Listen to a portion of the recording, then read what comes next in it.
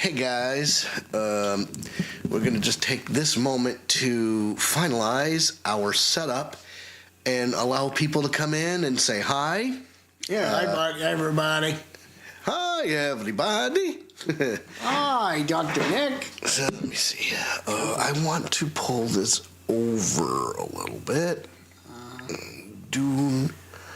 Shout out to Goon for Boons. Yeah, Goon for Boons. So, I was watching somebody stream, and it was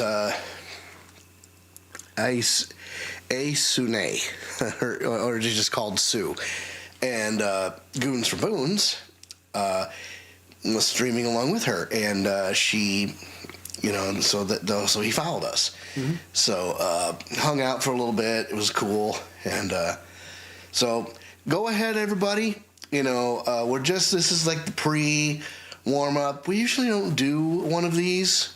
And then right before, like, the start time, we will, do the starting soon gimmick, and then we will live fade in. Because we want this to be a production for you. Oh, yeah, absolutely. Let me see. Do we have any chatters? Oh. Huh? Before I go, I'll be right back. Well, folks, yeah, that's right. Get those pre-stream jitters out now. That's what my Grandpa Balfon's always said. So, yeah, bring your friends. And also. I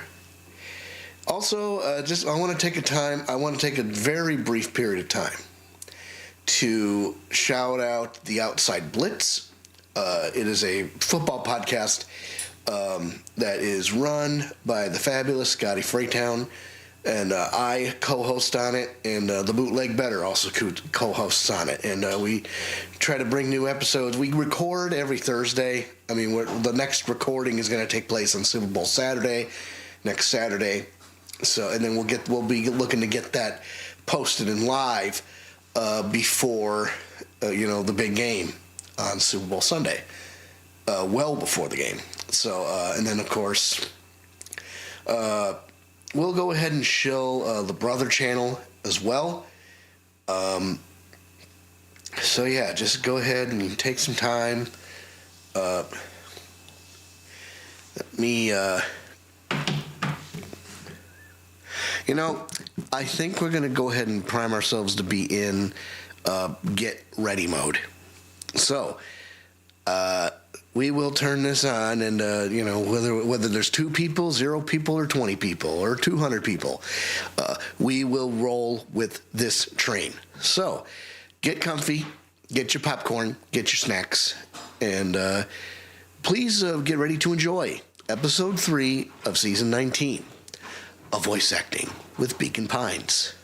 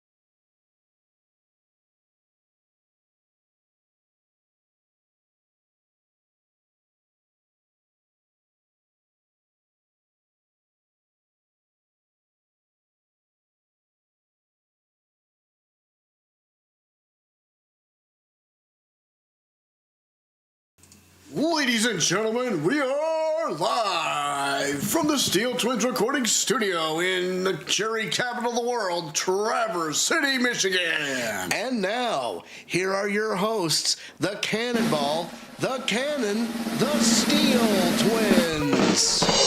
What's up, everybody? It's Friday night, and I feel all right, and you know what that means. The next episode of Voice Acting, baby. Thank you guys so much once again for coming, either whether you're in here live or whether you're watching after the fact on YouTube or Kick or Twitch, wherever you are in the world. Thank you so much for choosing us as your entertainment destination this evening. So, why don't we take a quick look at what our plot line is? So we've uncovered more branches on the Chronicle in Beacon Pines. We picked up some more charms, and we even left off a little steam. Unfortunately, Luka and Rolo got in a huge fight, only to make up a couple of days later, just when the boys were fully mending their friendship in the treehouse. Mission control. A horrible ice storm blasted through Beacon Pines and froze them solid. Oh, shit. And while pursuing another branch in the Chronicle, we found out the main secret of the town. That's right, the town of Beacon Pines you've seen up to this point is a clone. And what? And the real Beacon Pines froze over years ago after a horrible experiment at the source went horribly awry. So we have a lot of questions from this. What is Perennial Harvest's interest in the town? What more will we learn about Luka through his dreams and nightmares? What other shenanigans will Luka, Rolo, and Beck get involved with? Heck, there's only one way to find out, kids, and that's to tune in. Yes. So before we get started with the stream proper, obviously, we got to let everybody know what's going on at the Brother channel over at Steel Twins. Andy. Yeah, we still got Nostalgic Monday with Donkey Kong 64. I got you Nintendo Tuesday with Luigi's Mansion 2. FPS Wednesday with Borderlands. Just wrapped up the main story of the Secret Armory of General Knox. Probably knock out some side quests on a random Saturday. And then next Wednesday, we will start off Dr. Zed's Zombie Island on Borderlands. And just last night, I have actually gathered my courage and continued my story with Hollow Knight as I've unlocked new areas, purchased new maps, got new badges, and more. We don't need no stinking badges. And of course, and you may have already known that we already know that our favorite streamer of all time, Spooky Queen, she is not here yet. She is out in the. Not yet. I thought, when I was watching Sue's stream earlier today. She said, and she's also said, throughout the week, she's going to be here. So we'll find her. I mean, I'm sure she'll pop up in the chat any second. Oh, yeah. She'll be here. But folks, this Beacon Pines series is thanks to Spooky Queen. So shout out to you for giving us this idea. And as always, we're going to try to be here every Friday night at 9:30. And you know what? I think it's just about time for our second favorite part of the show. You know the drill by now. If you have a cap to your bottle or a pin on your can, you go ahead and pull that pin back or twist that cap off with a twisty twist. Yes. Hey, Cannon. What time is it? It's time to get bombed. Cheers, everybody. Cheers, everybody.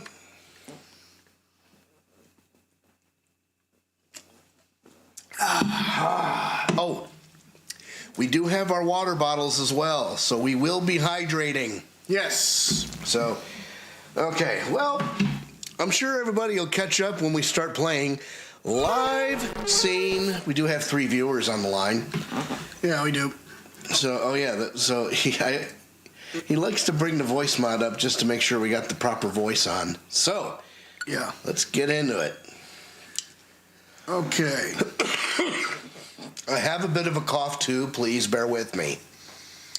I'm hoping that I got rid of most of it during the course of the day.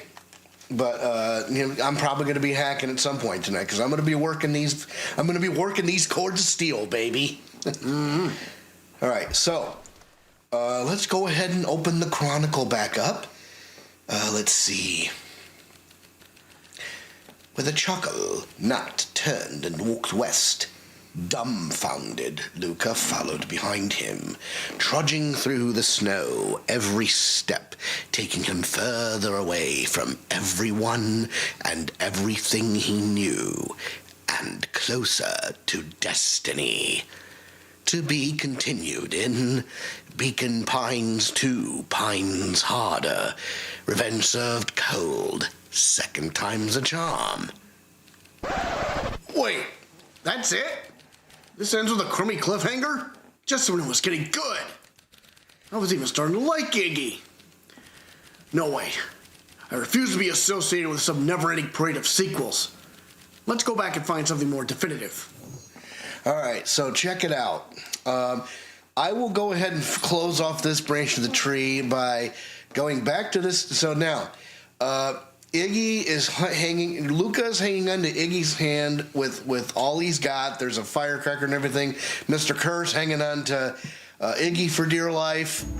So Iggy's voice was colder than the bitter air billowing from the chasm. Luka had no choice. There's a line up there for you, dude. Won't let me do the right thing. Let me do the right thing for once. Luka had no choice but to refuse Iggy's request. All right, here we go. He tightened his grip and reached for the walkie-talkie in his pocket. A wild delight crept onto Mr. Kerr's face. That's a good lad. Now radio for help. Iggy begged Luka with his eyes one last time, but Luka pressed the button and called out. We need help. Mr. Kerr is in danger. It wasn't long before they were once again surrounded by clipboards. Mr. Kerr sighed with relieved frustration. There you are. You really are a worthless lad, aren't you? Mirror, mirror, now. A clipboard dutifully placed an ornate ivory hand mirror. Produced an ornate ivory hand mirror, and Mr. Kerr began preening his tousled hair. Ah, that's better. Mr. Van Horn, I applaud your sharp thinking under duress. I'll put in a good word for you with the founder. Take them away. The founder? What? Who? A swarm of hands overpowered Luka. The last thing he saw before a cloth bag was pulled over his head was the defeated look on Iggy's face. The end.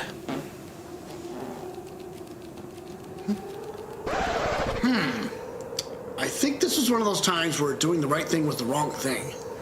Okay. So now, let's see. We said we have this ways. Now, okay. So we have two ideas. I am going to take the branch. Okay, so we're going to turn back the clock and make Iggy come back to normal, because this is about the scene where this is the scene where Luka and Beck are on one side of this ugly green pond, and Tish and Iggy are on the other, and Iggy is egging on Luka, and it is time to break out something. So, Iggy took a step towards Luka, his sneer. You go ahead. Actually, you go ahead and read this. Iggy took a step towards Luka, his sneer lit by the glowing puddle. Beck could see tears rolling in Luka's eyes, his fists clenched. Some things about Beacon Pines were very different from the city, but a bully from a hasty town was really no different from a city bully. Beck took a deep breath and thought, well, time to bust out the tickles. Tickles? Oh, jeez. What is this all about? Hey, Tish, want to see something cool? Yup. Check it. Beck lunged forward and began to tickle under Tish's arms. What the? Tish, Is he tickling you? Yup. Hurry up. Hurry up. Tears began to form in Tish's eyes as she gasped for breath between gales of laughter. Yup. Beck redoubled her efforts until Tish finally had enough. Yup. What just happened? She seems nice. Sorry for the interruption. I think you were just threatening us. Iggy's eyes darted around, a realization dawning on his face that he was now outnumbered. I just remembered. I have somewhere to be. See you around, new kid. Iggy kicked at a puddle before making his escape. Oh no! Hey! Whoa. What a little creep. Beck, I think you got a little ooze in your hair. Beck shook the ooze out of her hair as best she could. Is it bad? Yeah. It sure is. It depends. What are your feelings about having a more mature, refined look? Oh, God. Oh, boy. Chapter 4. The best policy. Luka paused for a moment, catching his breath. He'd only just met Beck, and somehow he already managed to drag her into this mess. Hopefully, he could make it up to her. But finding Rolo was his primary concern. Yeah, because in this timeline, Rolo is still missing. Yeah. All right. Oh, uh-oh. Luka, what the hell are you doing out here? And why did a kid with gray hair just run past us in a panic? Roxy and Fitz looked drained. It was clear they'd spent all day searching. That's Beck. I don't care who she is. What happened? We were just hoping to look for Rolo.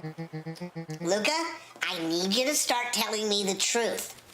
Roxy's temper could often be dismissed as the impatience of an older sibling. But this was the most intense Luka had ever seen her. Yeah, this is serious. Begging her pardon, sir. I told you. It's. Anyway. Her eyes were wild and unfocused, looking straight through Luka. We're running out of time. In a torrent of rambled words and tears, Luka broke down. Rolo and I weren't just playing in Weepwood yesterday. We were investigating lights at the old Valentine warehouse. But someone was there in a strange suit, and we hid in a dumpster and had a heavy bag dropped on us. And I think it was a body. And so we ran, but we got split up. And I ran home.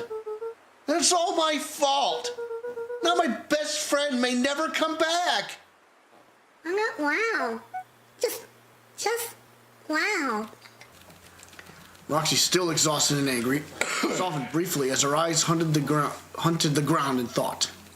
With a determined sigh, she looked up at Luka. It's not your fault, Luka. Rolo's gonna be okay. I promise. Roxy drew herself up. I'm gonna fix this. Luka, go home. But I want to help. This is too dangerous for a kid. Can't just sit around. I have to do something. Roxy tried to think of the safest place to send Luka. You go back to that little treehouse you two like to play in. Wait there in case Rolo shows up. Sound like a plan? Luka wiped his cheeks and gave a quick nod. You did the right thing telling me the truth. Now scoot. You really believe his story? What other option do we have? Things have been strange around here leading up to the festival. My dad has been acting weird lately.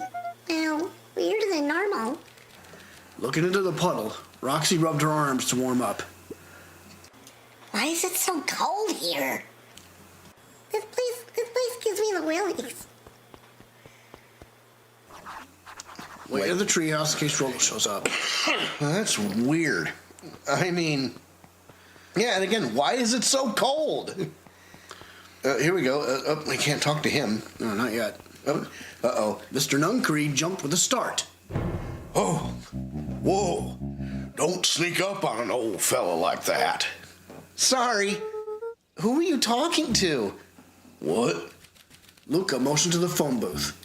Oh, no. I was just checking because I thought I heard it ring. But the dang thing never does, of course. Yeah, I've never seen anyone use it, really. Whole thing's a waste of money, if you ask me. Any word from Rolo yet? Not yet. Long time for a boy to lose his way. Rolo knows those woods too well to get lost. I suppose you're right. Silly boy's antics have this whole town worried sick. This music, man, I'm telling you. I don't like the sound of this music. Ay, ay, ay. Antics? We all know Rolo likes to play his little pranks. You think this is a prank? What other possible explanation could there be? He's not playing a prank and he didn't get lost. Someone took him. I know it. How would you know that? Unless... Luka, is there something else you know? Mr. Nuncreed gently placed one of his substantial hands on Luka's shoulder. Dang it, boy, if there's something you know, something that could help your friend, you need to tell folks. Oh, man. Luka peered up at Mr. Nuncreed. Kind eyes warmed a stern face. There was a deeper emotion hiding beneath it all. It was subtle, but Luka could sense something eating away at him. There was a blank lurking behind those eyes. A shame. Shame. There was a shame lurking behind those eyes. A deep sadness. If Mr. Nuncreed was that worried about Rolo, maybe he could help. Yesterday, Rolo and I were messing around at the old Valentine warehouse. Mr. Nuncreed raised an eyebrow. Both of you? You were with Rolo when he went missing? Not exactly. I was hiding in the dumpster. The dumpster?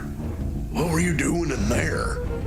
At first we were just looking around, then someone in a strange yellow suit came and dumped something on us. We both got scared and ran.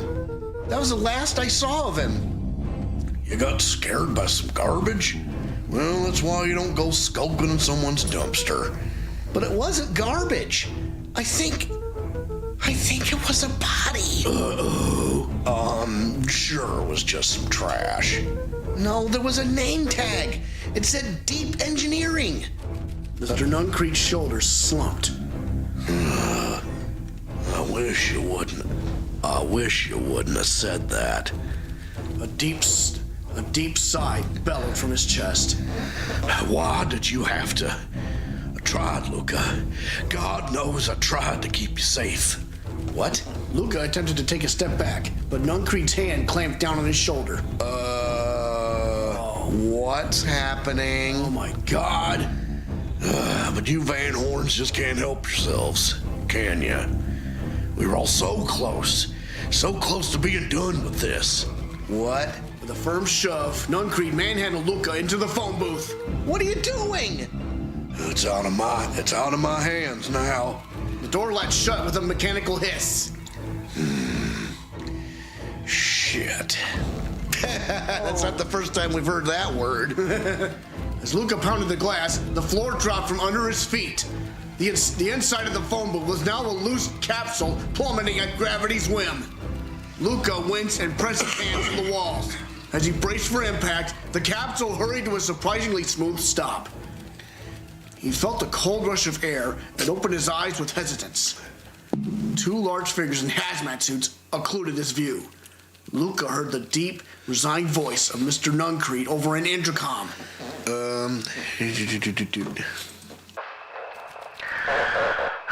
knows too much. The end. Wait. No. This isn't the end. I know there is still much more. Somehow, this went wrong. Okay, let's try something else. Yeah, no kidding. All right, well, that was quick. Well, there's really only one road left for us to take, and that's weather. So this is right before the big storm, and the last time we went through this arc, we stayed at Beck's house for the night, and we got in a big fight with Rolo.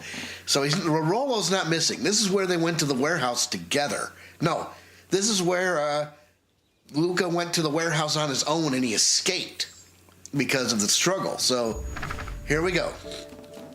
Luka began to respond. Beck called to Luka before he made his way back past the gate. Wait up! I'll walk you home. Surprised, Luka turned around. He knew Rolo could be prickly around new people, but Beck seemed cool. Rolo would warm up to her eventually, probably. Luka began to respond, but the sky answered for him as the clouds above began to break.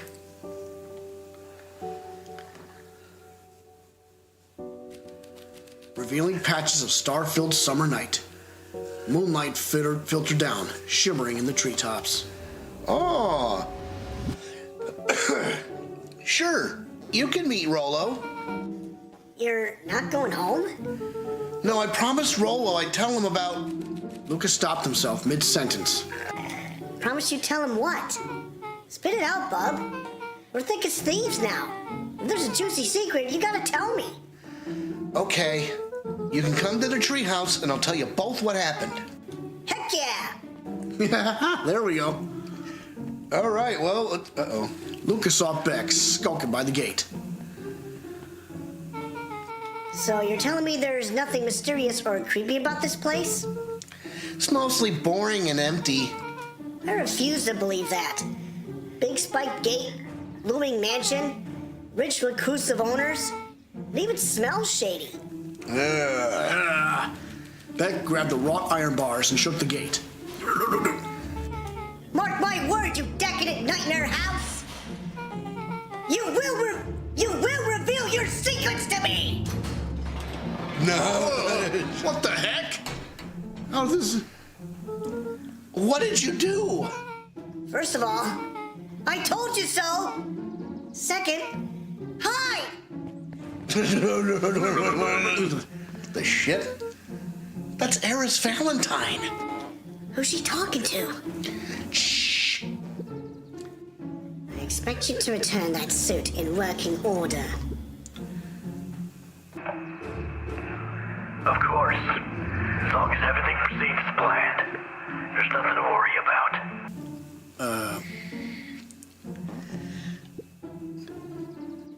The only thing I'm worried about is what's rightfully mine. If that means making some unsavory alliances, so be it. I couldn't agree more. There comes a time to suspend hostilities. I'll deal with our common threat. Now this is what I was talking about. Beck's voice was an excited whisper. Proper shady stuff. Someone in a suit like that tried to grab me yesterday. Seriously?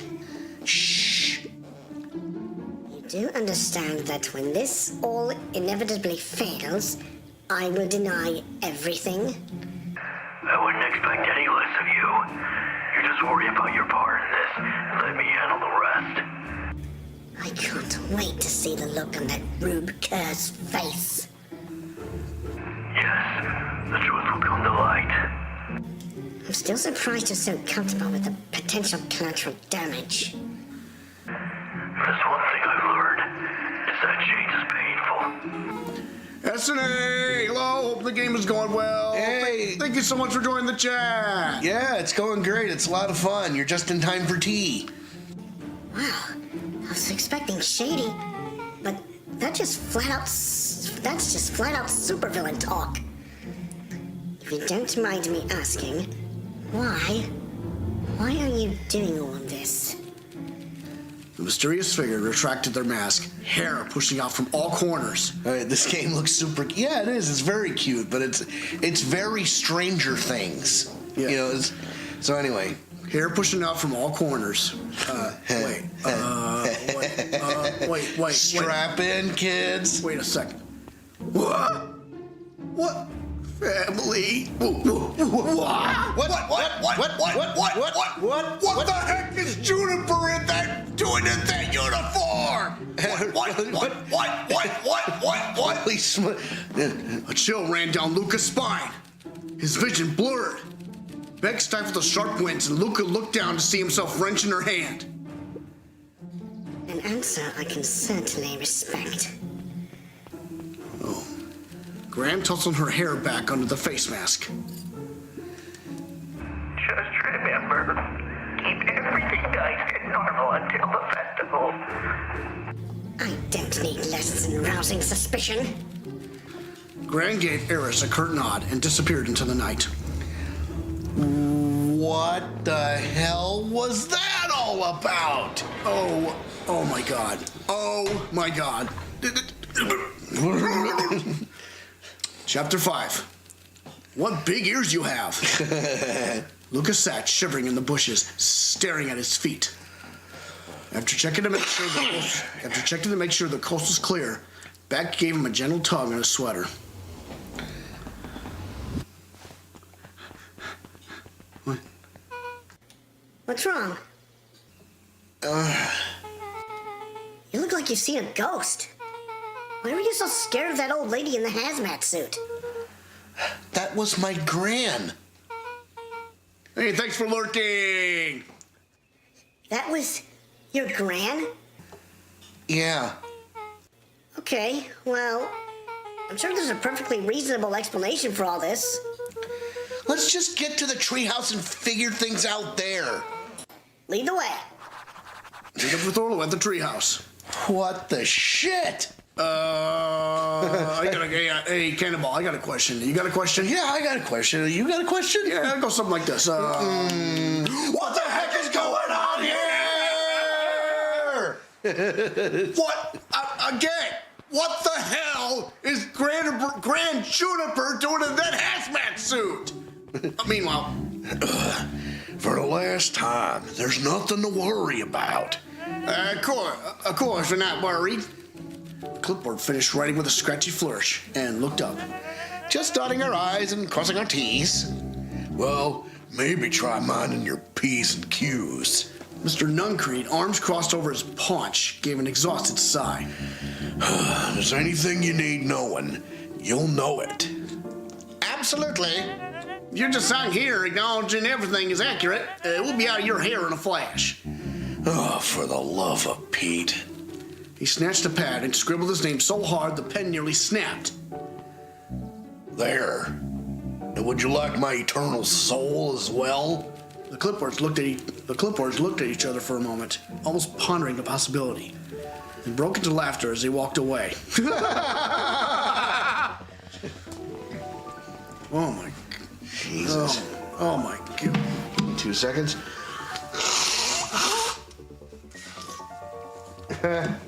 Pray forgive the discourtesy. Yes.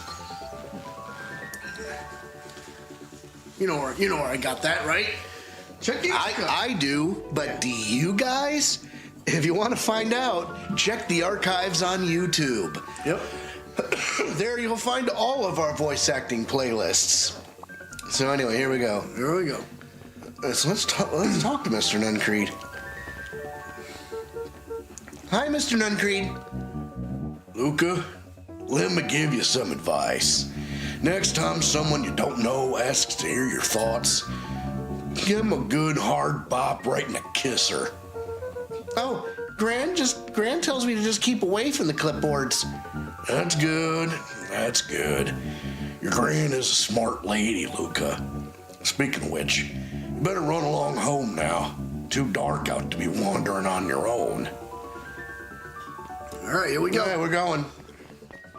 All right, well, let's something's funny's going on around here. There's something funny going on around here. Mm-hmm. Okay, what do we got here?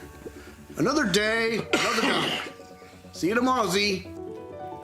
Have you noticed how all the Perennial Harvest folks order the same drink? Decaf cappuccino with extra foam. Why? I don't know. I don't know. Just thought it was a little odd. Pretty weird for sure. Well, customer's always right. See you bright and early tomorrow. I can't wait. I think that's supposed to be sarcastic. Oh, I can't wait. Oh, hello. There was a putt. Try entering the diner. See what happened there. Oh, No, the door's locked, bro. Oh, that's right, yeah. Brr. Okay, well, let's get to it. Okay. Well, this music is somewhat... It's very nice. It's very nice. It's cute. Oh, there's the mayor, and then there's Mr. Kerr. Let's talk to him, I guess. William Kerr and Gus Valentine proudly surveyed the half-covered festival banner. It's all coming together quite nicely. Couldn't have done it without you. The mayor gave a half-hearted shrug. I'm not so sure about that. Nonsense. That reminds me. I wasn't able to thank your sister for her contributions. Yes, she has been indisposed of late. She doesn't much like me, does she? Oh, no, that's not it at all. She's just been busy. Of course. Regardless, I'll be forever grateful if you could pass my thanks on to her. The History Museum adds a real air of importance to the whole affair. Import to the whole affair. And we couldn't very well celebrate the story of Beacon Pine without including the Valentines. My father was a great man. You darn tootin' he was. Kerr lopped his arm on Gus's shoulder. But I mean, the entire Valentine family, present company included. Can I ask you something, Mr. Kerr? Call me William. Ask away. William, why are you doing all of this? Gosh, I never felt one needed a compelling reason to throw a party. Not just the festival. All of this. There's got to be 100 down on their luck towns out there. Why is Perennial Harvest so interested in helping Beacon Pines? You know what I love most about the agriculture business? Seeds. Seeds?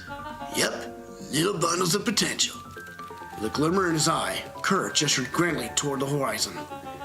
You treat a seed right, nurture it, feed it, and it can grow into something truly special. You see potential here? Undoubtedly. The seed of greatness is already under our feet. All it needs is a little nudge, and the right leadership, of course. Oh. Good night, Mayor Valentine. Didn't even notice the kids. He just blew right by him. Mm-hmm. Well, all right. Old Pickler's Pond. Hey, we didn't get any new charms, did we? Oh. Oh, this is nice. Yeah, the treehouse is just a little further on from here. So, what's your buddy Rolo like?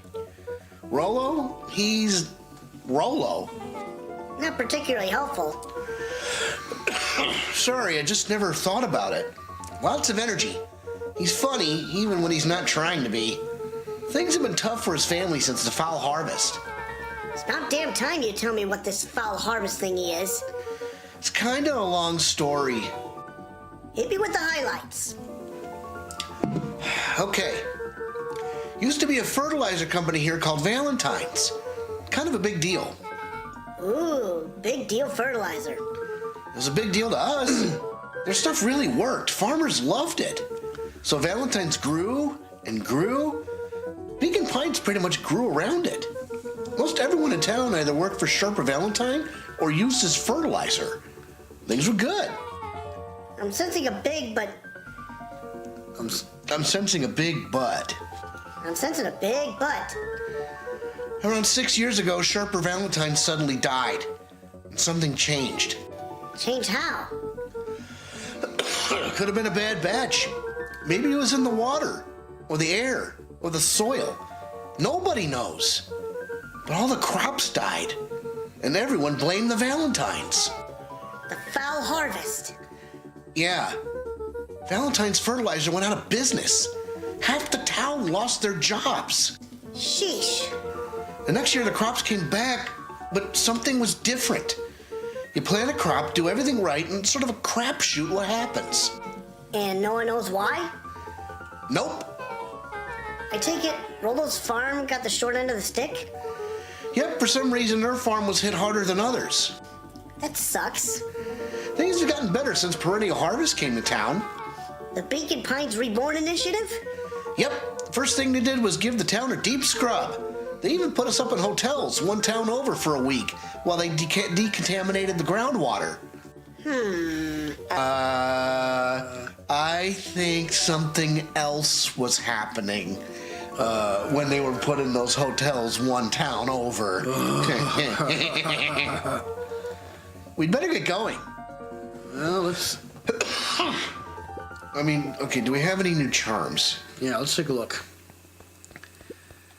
Let's see. No. Junk. Luka tied a shoestring to the hook. What fish can resist a nice shoestring? Well, we're gonna walk out. All right, let's go in. I'm sure we'll run into more charms. Yes. All right, Well, we have to. Yeah. It's about time. He's about to give up and go home. Who's the new kid? Name's Beck. You must be Rolo. I see my reputation precedes me. Welcome to Mission Control. Rolo wagged his head with pride. You'll find we spared no expense in construction. I've seen worse looking piles of junk. I'd be like, well, I've seen worse looking piles of junk. I've seen worse looking piles of junk. Thanks. Hey, Luka. You know the security concerns we talked about? Yeah. While I was waiting, I made some improvements. Let me lock this baby down for a little test infiltration. Can't be too safe these days. So he's grabbing the ladder. And he just rolls the window up.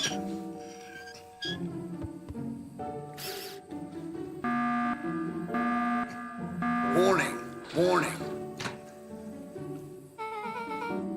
He goes all out, doesn't he? Always. Lavish. Oh, you know what? I never used that charm in the choices. Never? Yeah, you know. There you go. All right, so I gotta. Crap, I missed it.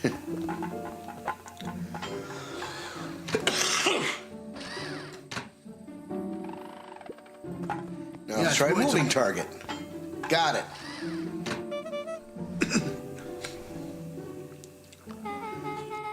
Where did you guys get all this junk in the first place? There's a guy in town named Jeff who trades us junk for snacks. Junk food for junk. Nice. Sure. Pretty sweet security, right? It was imaginative, I'll give you that. Luka, are we sure we can trust the new recruit? I'll vouch for her. Thanks, I guess. Okay, Luka, you promised to fill me in about the Valentine warehouse. Luka sucked in a long breath. So like I said, there was someone there. What were they doing? I don't know, but the place was lit up and active. Maybe they were squatters? Yeah, maybe. I can only take that for so long. Pray forgive the discourtesy. Maybe this will help. Yeah, let's hydrate for a little bit. So he says maybe they were squatters. What kind of squatters? Well, I don't think so. How many squatters do you know wear hazmat suits? Oh, huh? I see. I don't think so. It seemed more organized. When the man pulled me in, I saw some sort of equipment running. A man pulled you in? Yeah, but I got away. You keep saying it was a man. They were wearing a mask, right? Yeah. Then it could have been a woman. How did you get away? I grabbed a rock or something and broke their mask. They let go when I ran. Dang. That's intense. No wonder you freaked out when you saw your grandma. Yeah, that's the other part. On our way here, Beck and I saw Era's Valentine meeting with Gran wearing the same sort of hazmat suit. Rolo let out a low whistle. And they weren't there for idle chit-chat. It was a proper clandestine meetup. So let me get this straight. There's an operation in full swing at the Valentine warehouse. You were almost abducted by a strange man or woman in a protective suit, And then you saw your gran in the same suit talking to Eris Valentine? Pretty much. I'm beginning to think this town is kind of awesome. Rolo and Luka shot Beck a look. No offense. And so we can logically conclude aliens or alien zombies have infiltrated the town. And their leader is your gran, and she tried to murder you. First of all, and for the last time, there are no aliens. Second, it couldn't have been my gran at the warehouse. I broke that person's mask to get away. The mask Gran was wearing wasn't damaged. But she's definitely hiding something. Maybe. Your gran is weird, but she might be the most boring person in the universe. All she does is sit around all day making jam. What else could she possibly have to hide? You'd be surprised. I don't know. We haven't talked much since she moved in. Moved in? Your gran isn't from here? No, she came a few months back to take care of me after His mom went missing. Did you know your gran before? Not really, no. It's been years since I'd seen her. Luka, don't take this the wrong way. But are we sure your gran is on the up and up? Luka gazed out the window. I'm just saying. Sounds like strange stuff has been happening since she showed up. We could say the same thing about your family, but you're right. Luka, your gran is hiding something. And Pa always says folks only bury stuff worth digging up. We need to investigate your house. If my gran really is hiding something, don't you think I would have noticed by now? That's kind of the whole point of hiding something. Guess you're right. Gran's been leaving the house for hours at a time this week. I'll call you two tomorrow when the coast is clear. We can start getting to the bottom of this. I'm always game for a good snoop. You can count me in. Oh, yeah.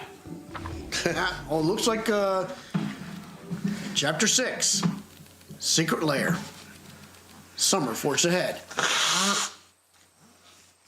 Pray forgive the discourtesy. Summer forged ahead, but the nights only seemed to grow colder. Uh-oh.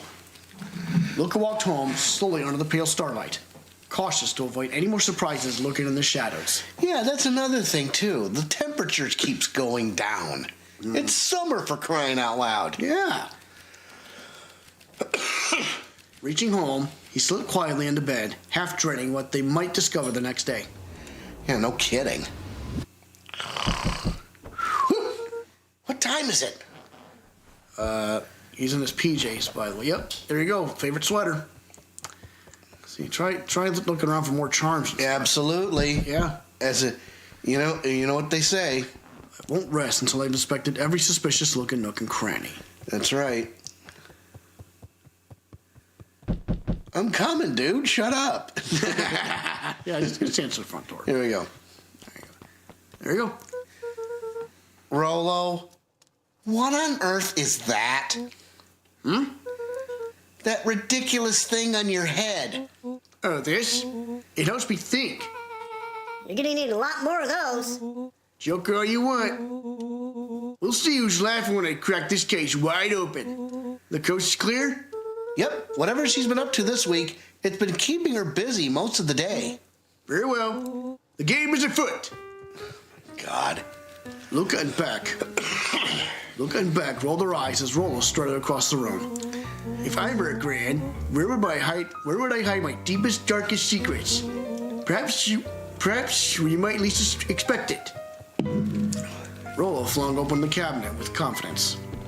Aha! He coughed as a veil of dust hit his face. I think it's safe to assume anything that dusty isn't what we're looking for. Or maybe that's what she wants you to think. Then again, any good detective knows not to trust their first hunch. Yeah, of course not. First hunches are for suckers. Gosh. Eureka! She's lit a fire in order to burn the evidence. She keeps that fire going every day, Rolo. Dang. Dread. It may already be too late. Just think of the amount of documents lost to ash. Okay. I'm gonna stop you right there. Can we just think for a moment? Luka, is there anywhere Gran doesn't want you to go? Yeah, the closet upstairs. So maybe it stands to reason that we should check there first. No dice, it's locked. Well. Look who stands to reason now. And I have no idea where the key is. If it really is important, then she probably keeps it with her. Anywhere else? She has her berry bushes. Who has ever thought I am going to take this important thing and huck it in a bush? True. Anything else? Maybe something out of the ordinary? Well, she is always worried I'll break her fancy dishware in the kitchen. Doesn't matter anyway, I can't reach the latch. A look of realization crept into Luka's face. All three kids snapped to glance at each other, then sprinted in turn toward the kitchen.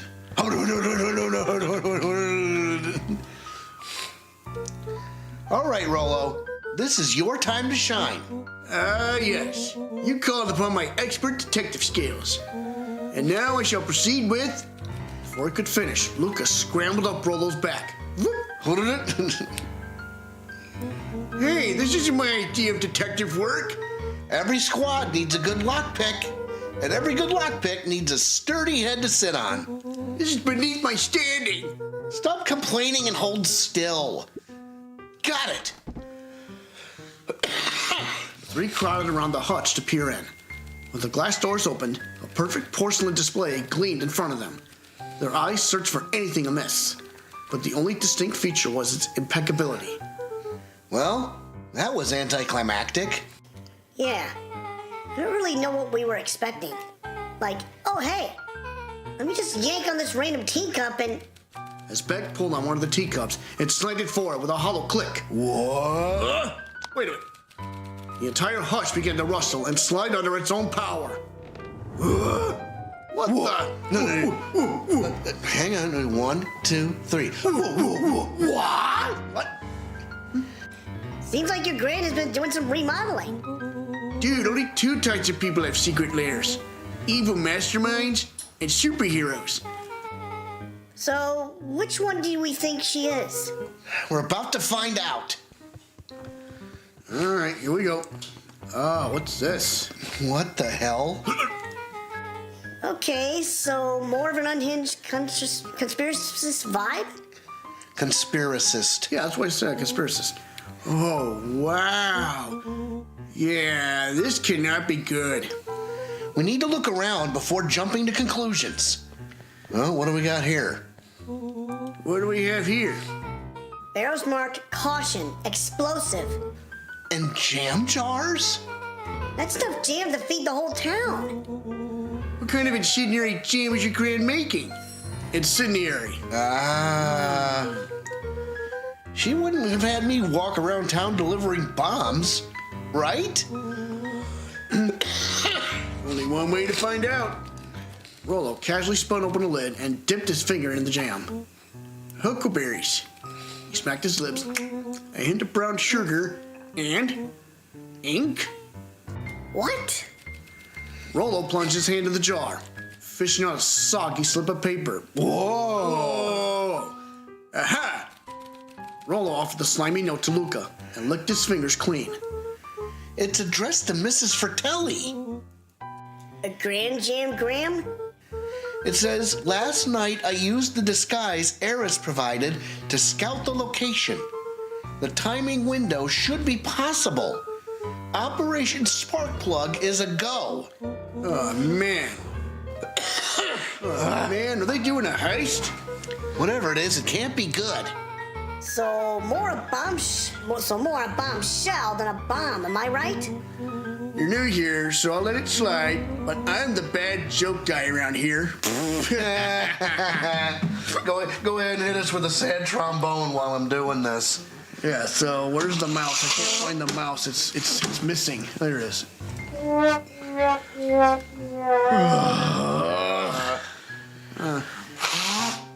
Oh, boy. All right. Man.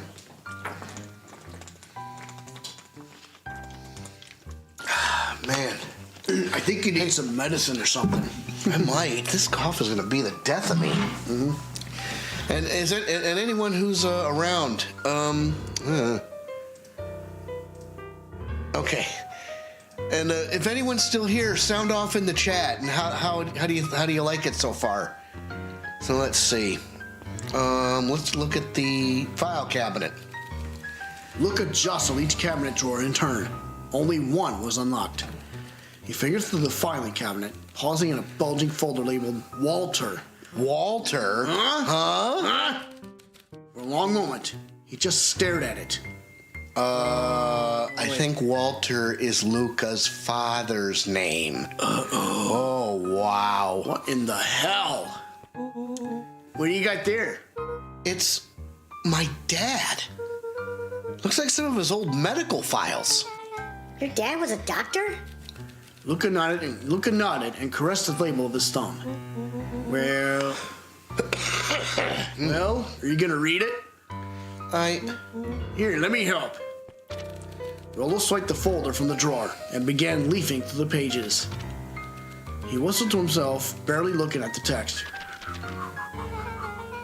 How about you actually read some of it? One sec. Dense documents such as this are a lot like cheeseburger. It's best to skip straight to the middle. That's where all the meaty bits live. Wow, I had no idea we were in the presence of the permanent scholar in dense documents and cheeseburgers. Burn. By all means, proceed. He stopped at a page and mimed, holding up a monocle. Here we are. Follow-up examination of Terrence Wilby. Patient shows further signs of paleness and malaise. Ooh. Body temperature continues to drop. He now describes soreness of muscles and joints. This is similar to the symptoms exhibited by Mrs. Wilby just a few days past. Still waiting on lab results from Joseph. Rolo looked up with heightened surprise. See? Creepy. Yeah, that's kind of disturbing. Who's Joseph? That's Mr. Nuncreed's name. Oh, wait. Rolo's finger traced across the page. There's more scribbled in the margins. Could it be contagious? Mr. Wilby claims the tap water in its home has been contaminated. Perhaps environmental? Lab results only raise more questions. It's like he came back to this report later and made those notes. So it might be related to something else. Rolo scanned through several more pages. Here, the writing looks shaky. I just couldn't help her. This disease, or whatever it is, progresses so fast. And with his wife passing, Terrence's condition follows close behind. Exacerbated by the loss. Exacerbated. Yeah, thanks. Exacerbated by the loss. Enough is enough. I need to take matters into my own hands. Luka, staring blankly at the cabinet this whole time, spoke softly. What does it say next? Rolo rustled the folder, trying to loose more pages. That's where it ends. What? There has to be more. Luka frantically shoved the remaining cabinet folders, trying to find another labeled Walter. Luka, I think that's the only one. It's alphabetical, see? What did he mean enough is enough? How did he take matters into his own hands? This is bullshit. Language. Luka slammed the door shut. What's this? There's a clipboard. Well, he needs answers, for crying out loud. Okay, I wanted to see if there was anything else. Wait, what's this? Oh, Keep going. no. I don't remember doing this before.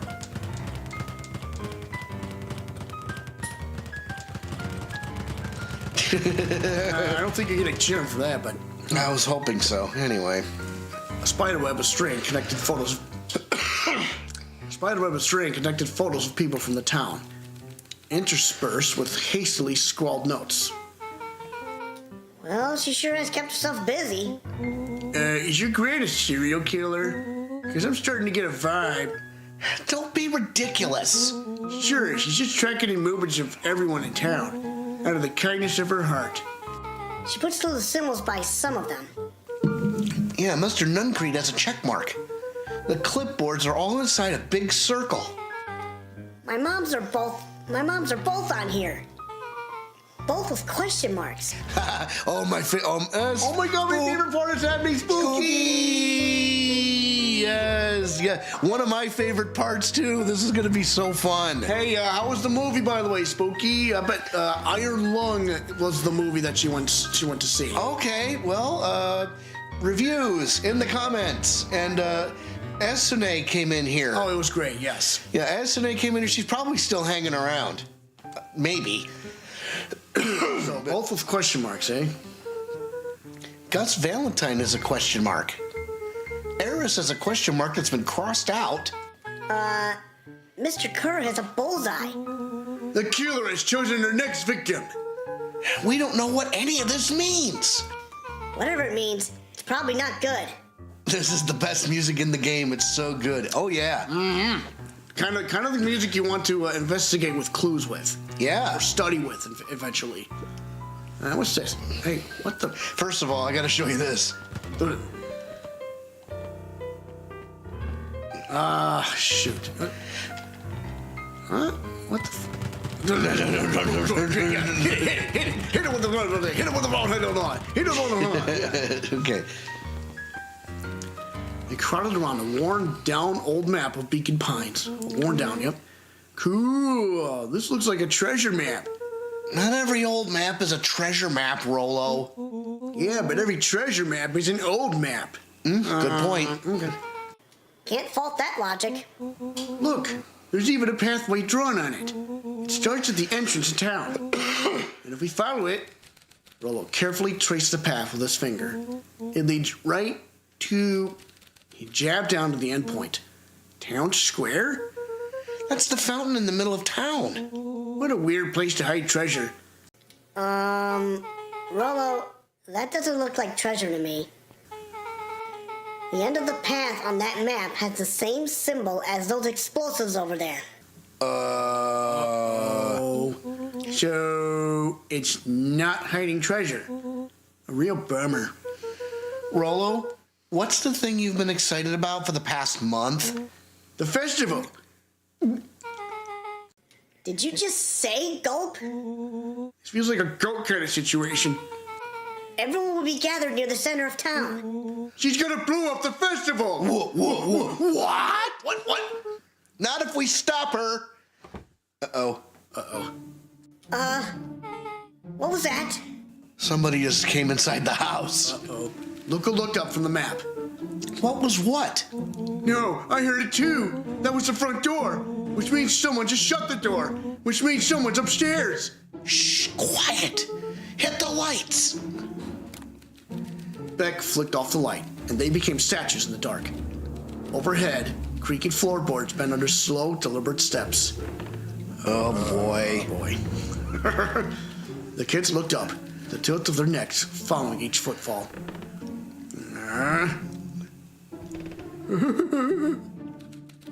Suddenly, it stopped. Without realizing they'd been holding their breath, all three exhaled shakily and glanced at each other. A muffled male voice broke the silence. Hello? Final few footsteps reached the entrance above them, and the voice now echoed down the stairs. Anyone down there? The three kids shuffled to the corners without a peep. As he began to descend the stairs, the man's voice punctuated every new step. Yoo-hoo! I'm not here to hurt anyone. I'm just here to help. Just... At the bottom step, the man paused, squinting to search the room for signs of life. Huh. Guess it's nothing. Rolo shifted suddenly. Oh, yeah. Luka gave him an intense, chastising look and whispered through clenched teeth. Rolo, don't. It was too late. Rolo was already inching toward the stairway. He screeched as he charged toward the shadowy figure. Yeah! Flaming chicken coop! With all his weight, Rolo tackled the man to the ground. Rolo? Mysterious creepy man? Flaming chicken coop. Anyone there? From the dark corner, they saw something move. Hey, Loblamando, no worries. You're just in time for tea. No doubt about it. From the dark corner, they saw something move. Well, I didn't know if I had it in me, but there was only one way to find out. Holy crap, Rolo, that was awesome! Wait, did you just kill that person? Luka scrambled to the hunched figure on the ground. Pressing his fingers to the man's neck, he sighed with relief. You sure clobbered him good, Rolo. He's knocked out cold. As Beck flicked back on the light, Luka and Rolo both gasped in stereo. Mr. Tolliver! What? Wait, okay, I'll do this one, but a little bit different. Chapter 7, The Interrogation of Hiram Tolliver. Still unconscious, Mr. Tolliver slumped heavily in a shoddy old chair. His hands were bound with rope, his feet tied with some loose string. The kids huddled in a circle, discussing their plan. One thing was certain, they couldn't just let Mr. Tolliver go. They needed to know what he was doing in Luka's house. After some deliberation, it was decided they'd run the classic good cop, hard cop interrogation. Yeah, that's how it's done. Rolo brandished a steely gaze. I've got this. Read about it 100 times. Do tell, Rolo. Is it still you, or... Oh, yeah. Okay, gotta wait. Pray forgive the discourtesy. Tell you what. Hey, we got an ad break in 5 minutes. Hey, and if you happen to be watching on Twitch and you don't like ads, what are you waiting for? Hit that subscribe button. Yes, sir. So, okay. And I apologize, too. I mean, I've been dealing with a little bit of case of the sniffles. Rolo swaggered past the chair, which propped up the slumping Hiram Tolliver. Without even looking at his captive, he began with a long, blustery drawl. Well, Mr. Tolliver. Mr. Tolliver remained motionless. Rolo spun around to face him. He clearly expected to rouse Mr. Tolliver with his booming voice. Mr. Tolliver? Beck and Luka gave each other an unsure glance. Rolo slammed his fist on the table. I said, Mr. Tolliver! He grabbed the table lamp and beamed it onto the unconscious face. Mr. Tolliver groaned and slowly lifted his head. He recoiled with a muddled, weary squint. What in the world? The chair wobbled as he attempted to straighten up. Who's there? Mr. Tolliver could only make out rough shapes through the glaring light. With a gruff tone, Rolo hoped to both conceal his voice and intimidate. I'll be asking the questions here, punk. Now, hold on. Well, let's just calm down. Oh, I am calm. Calm as a carrot in dirt. As for you, looks like you're sweating. The doubtful expression on Beck and Luka's faces transformed into awe. We can do this my way, or... well, let's just say I've never needed another way.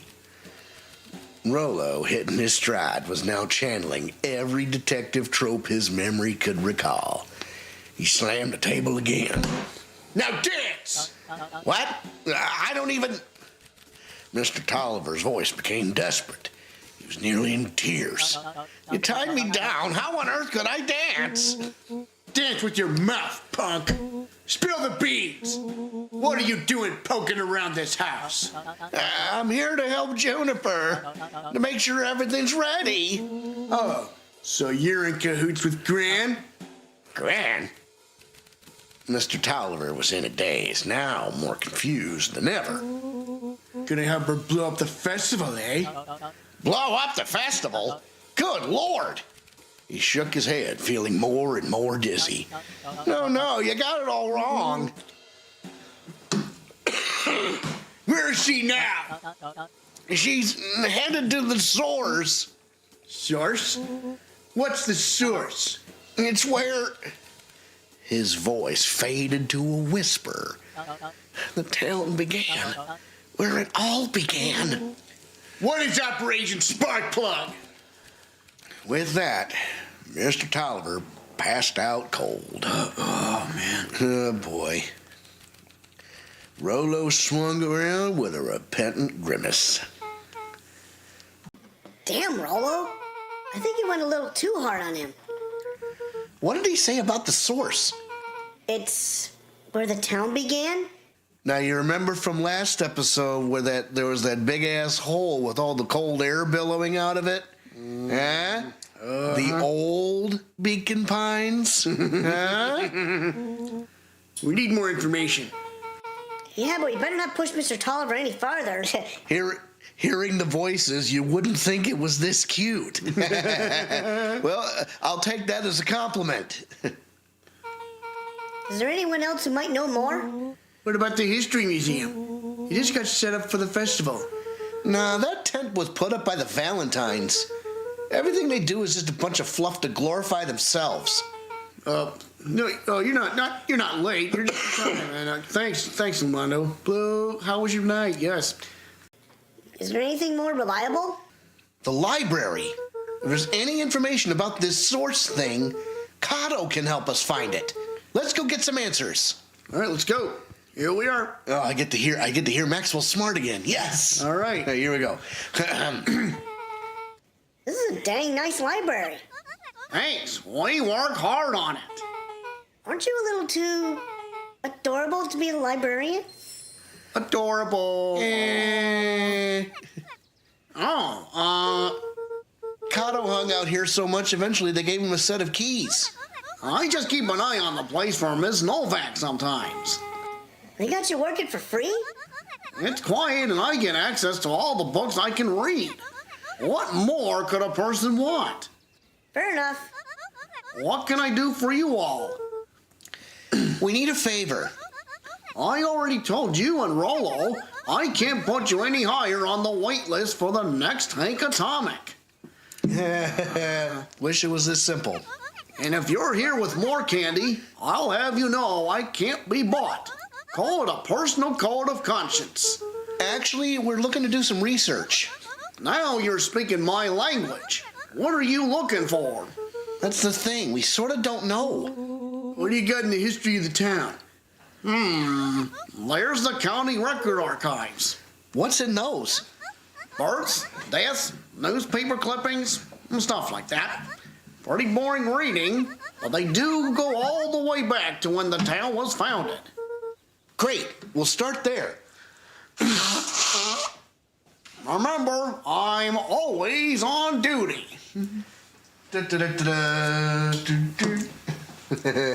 Go, Gadget Copter. Gotta love it. Dang nabbit, I forgot to pack my lunch. Here we go. All right, go ahead and do this one. Chapter 8. 6 feet under, 3 towns over. The kids spent the rest of the afternoon combing through dusty piles of old county records, desperately searching for anything that could help them make sense of Mr. Tolliver's cryptic utterance. Luka tried to shake the thought of Grant's basement, but his focus wavered. Explosives, messages hidden in jam, dossiers on various town figures, and a corkboard threaded with photos. Grant was the only family he had left. He still couldn't bring himself to believe the worst. But the old map with the symbol of explosives in town square made that difficult. As the sun began to set, the kids were no closer to the truth. If I had to read any more records, my eyeballs are gonna pop. We have to keep digging. If I dig another word, I'm gonna end up with one of these asinine death records. Rolo Carter lived a full and wonderful life, till he read so much boring crud that his brain oozed out of his ears. Rolo shut his book with an assertive nod. You got a better idea, spit it out. You sound like my sister. Keep pushing your luck, pal, and it won't be boring county records that kill you. I'll put you in the obituaries myself. Rolo muttered under his breath. You're a county record. Really? That's the best you've got? When I'm done with you, you'll be the footnote in history. Just like Beck slammed her finger down on the open page before glancing down to read. J. Hartford here. Hang on a second. What? What? I'd let her see you try. Hey. We're all a little tired here. Let's just take a minute and... Something tickled the back of Luca's mind. Wait. What was that name, Beck? In the obit, J. Hartford. From the Brookfield Tribune 8 years ago. That can't be right. What is it? J. Hartford? That's my grand's name, Juniper Hartford. Maybe there were 2 J. Hartfords? Mrs. Hartford is survived by her young daughter, E. Hartford. My mom's name is Eleanor. Okay, this is getting creepy. If your grand is 6 feet under, 3 towns over... Then who am I living with? Yeah, who indeed? The question hung in the air. Oh, all right, gang. I gotta close up for the night. Beck rubbed her eyes. How late is it? Almost 10. Oh, crap. Pa's gonna kill me. I gotta go. Yeah, my parents will be worried sick. Okay, let's meet up as early as we can at the festival tomorrow. What are you gonna do about the unconscious man in your basement? I'll think of something.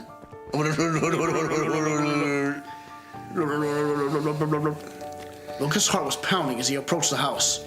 If he was lucky, Gran, or whoever it was, hadn't gotten back yet.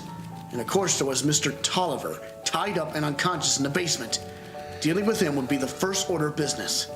Lucas shook out his arms to calm his nerves before entering.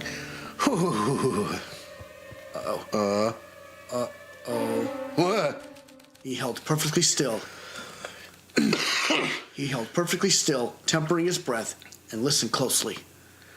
Tried to straighten, but I think my internet cable died, so I had to replace aka snake a 50-foot cable across my house. Holy smokes. Oh, man. She was asleep. His only hope was that she hadn't found Mr. Tolliver before dozing off. Check on Mr. Tolliver in the basement. Let's go.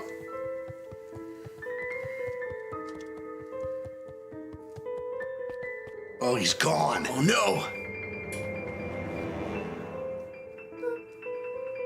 Oh, no. Currently snuggling my dog and hubby while playing Cozy Grove. Yay. Mr. Tolliver was nowhere to be seen. Well, maybe he woke up, escaped from his bindings, and left without a trace. Or maybe Gran knew everything. What do I do? Luca's hungry stomach groaned. Not realizing it, he'd gone the entire day without eating. Oh, boy. Oh, boy. Okay, I can figure this out. Just need a little brain food. Luca rushed over to the pile of jam jars, unscrewed one, and shoved a handful into his mouth. I'm afraid your jam delivery will be delayed. He flipped the lid to read the label. Mr. Duncreed. Okay, now I can think. So if Gran knows we tied up Mr. Tolliver, I'm screwed. If he doesn't know, then I need to play it cool. The only option is to go to bed and act as if nothing's wrong. Gran will think Mr. Tolliver finished what he was sent to do and left when he was done. Go to sleep. It's so cute. It's just some of the stories are surprising. Oh, yeah. Hey, kind of like this game. Yeah. Okay. Cozy Grove. You think that might be a voice-acted project? Perhaps. But hang on. We'll just have to investigate. Uh-oh. Oh, no. Gran's gone. Gran? Okay, stick to the plan. Go to bed. Play it cool. Man, I gotta tell you. As Luca climbed the final stair, the emotion of the day dragged heavily on him. With each consecutive step, his legs weakened. Hey, God. wait a minute. Hey. No. What about that jam? Oh, no. His stride began to falter. He tried to grab for the railing to steady himself. Something was wrong. Come on, legs. Just a few more steps. Doof. Oh, no. Luca groaned and tried to move. His limbs might as well have been bolted to the ground. Through numb lips, he mumbled just before falling asleep. Jam. Oh, my God. That jam. I wonder what that... Sweet boy, what did you get yourself into? Oh, God. He's dragging him along across the floor? Rest now and let me handle everything. Oh, God. Oh, Well, at least God. he's in bed. I shudder to think what that jam was. Chapter 9. A speech to end all speeches. Oh. Luka awoke to find himself face down in bed. He moaned into his pillow. Why would Gran drug him? Or rather, why was she trying to drug Mr. Nuncreed? Oh, man. Shaking the questions from his woozy head. Luka snapped back to the matter at hand. The festival! Better get going. Yeah, no kidding. You want to try and find more charms? Again, Yeah. you gotta take a look at every suspicious looking. Oh, it's more like Animal Crossing. Oh, my heart. Right. Yowie, wowie, man. I gotta tell you. All right. We haven't been this far up, but man, this is a lot of. Yeah, I've been this far up, but I mean, even like I don't remember running into the incendiary thing. Uh-oh. There we go. Oh, Where have you been? Gran put something in the jam. Yeah, we know. Secret messages for secret conspirators. Not this one. The one intended for Mr. Nuncreed put me to sleep. Whoa, ho, ho. Sly devil. Sly. I think she's trying to remove him from the equation. He might be in danger. Have you found anything? We looked around but haven't seen anything odd. Your Gran is nowhere to be found. But Mr. Nuncreed is just loafing around waiting for the speech. What speech? Mayor Gus just got up to the podium. Everyone is gathering at the stage. Let's get moving.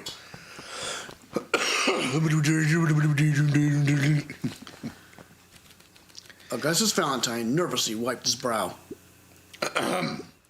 Is this thing, hello, Beacon Pines.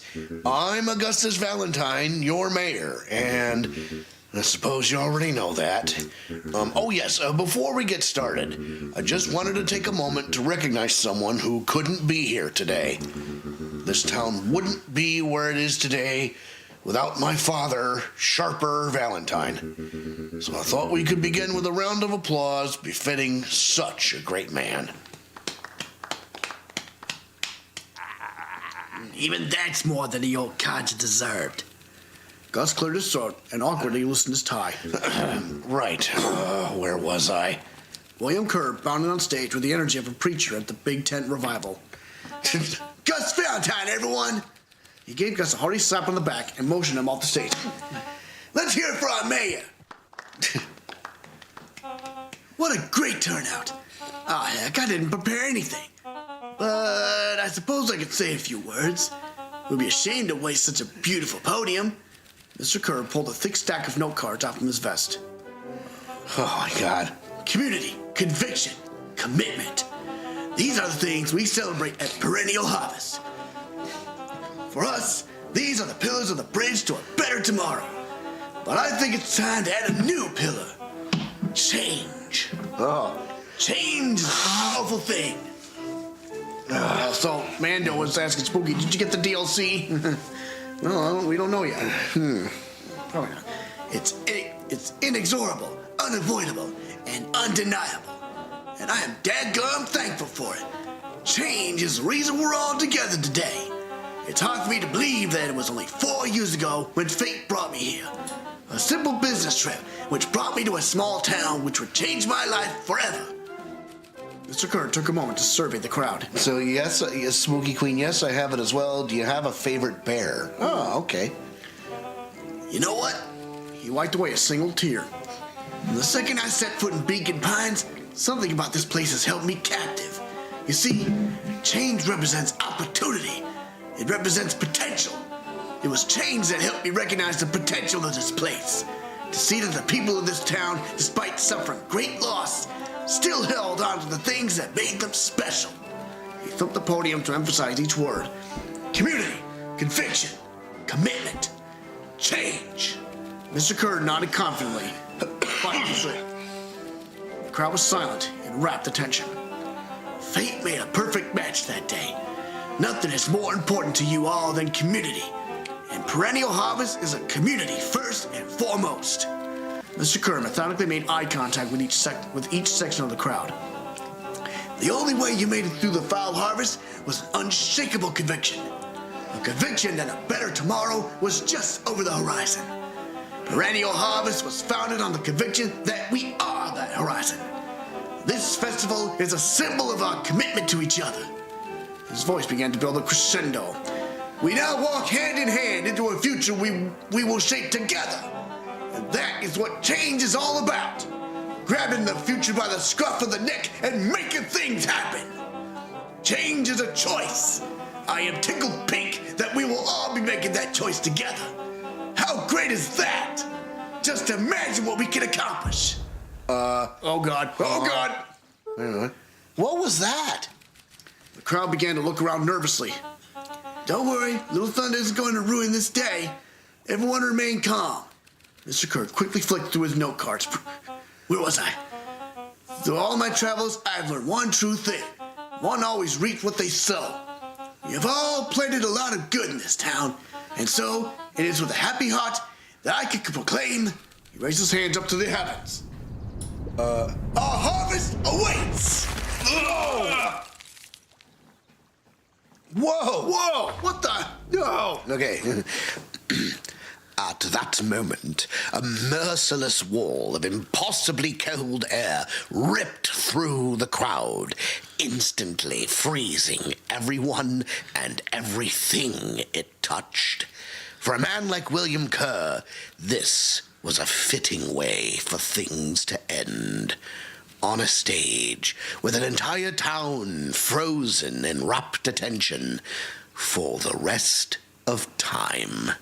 The end. Wait, what? There's that ice again. Whenever I think we're getting close, it comes along and ruins everything. Maybe we should just quit. Maybe you should close the book, walk away, and never think of me again. Oh, hell nah. Where's that thing again? Outside Blitz. And what'd you say scroll again? down. Oh, hell no. Hell no. To the no, no, no. Hell no. Hell to the no. To the no, no, no. Hell no. Oops, sorry. Anyways, no, I don't mean that. We got a little closer this time. We just need to try again. Please. All right, let's go. So we have a beginner's guide to hostile interrogation. Let's see, what else? You know what I want to do? Oh, yes, Lee is hilarious. They all have their bits I love. Patrice and Lee. So let's see. Alison Fisher, the chef, is adorably quirky. Patrice's furback story was well done. Here's what I want to do. I want to do struggle. I want to go back to the diner so I can finish the things. This is a story about struggle. Luka could hear a machine humming somewhere nearby. He felt around wildly, searching for something, anything that could help. His hands found a hard object, maybe a tile. He yanked it free, lifting the cold stone. Let me go! Luka swung the tile as hard as he could at the shape that still held fast to his leg. He heard the crack of glass as the stone hit the assailant's mask. With a muffled yelp, the hand let go. Luka was free and scrambled to the door. He never looked back once on the long run home. Chapter 3. Everything's fine. The next morning, it was quieter than usual at the breakfast table. Only the sound of silverware and chewing interrupted the awkward silence. I finished stirring a mess of jam last night. Oh, and a little bit. Have you met the conspiracist? Well, let's find. I guess there's another one, huh? So that'll need to get delivered into town today. Okay. So what did you and Rolo get up to yesterday? Oh, Rolo had things to do, so I just sort of poked around town. I set the jam down by the front door. There's 2 batches to drop off. Mm-hmm. One for Mr. Tolliver at the Bag and Wag. Deliver jam to Mr. Tolliver. Another for Mrs. Fratelli at the diner. Deliver jam to Mrs. Fratelli. Oh, and Mr. Nuncreed. He said he wanted some more. I suspected as much. Yes, he seems to have taken a particular interest in my jam. There are some extras in the basket for the enthusiastic gentleman. Deliver jam to Mr. Nuncreed. Just make sure Fratelli and Tolliver get the ones on top. No problem. Off with you now while the day is still young. All right, then.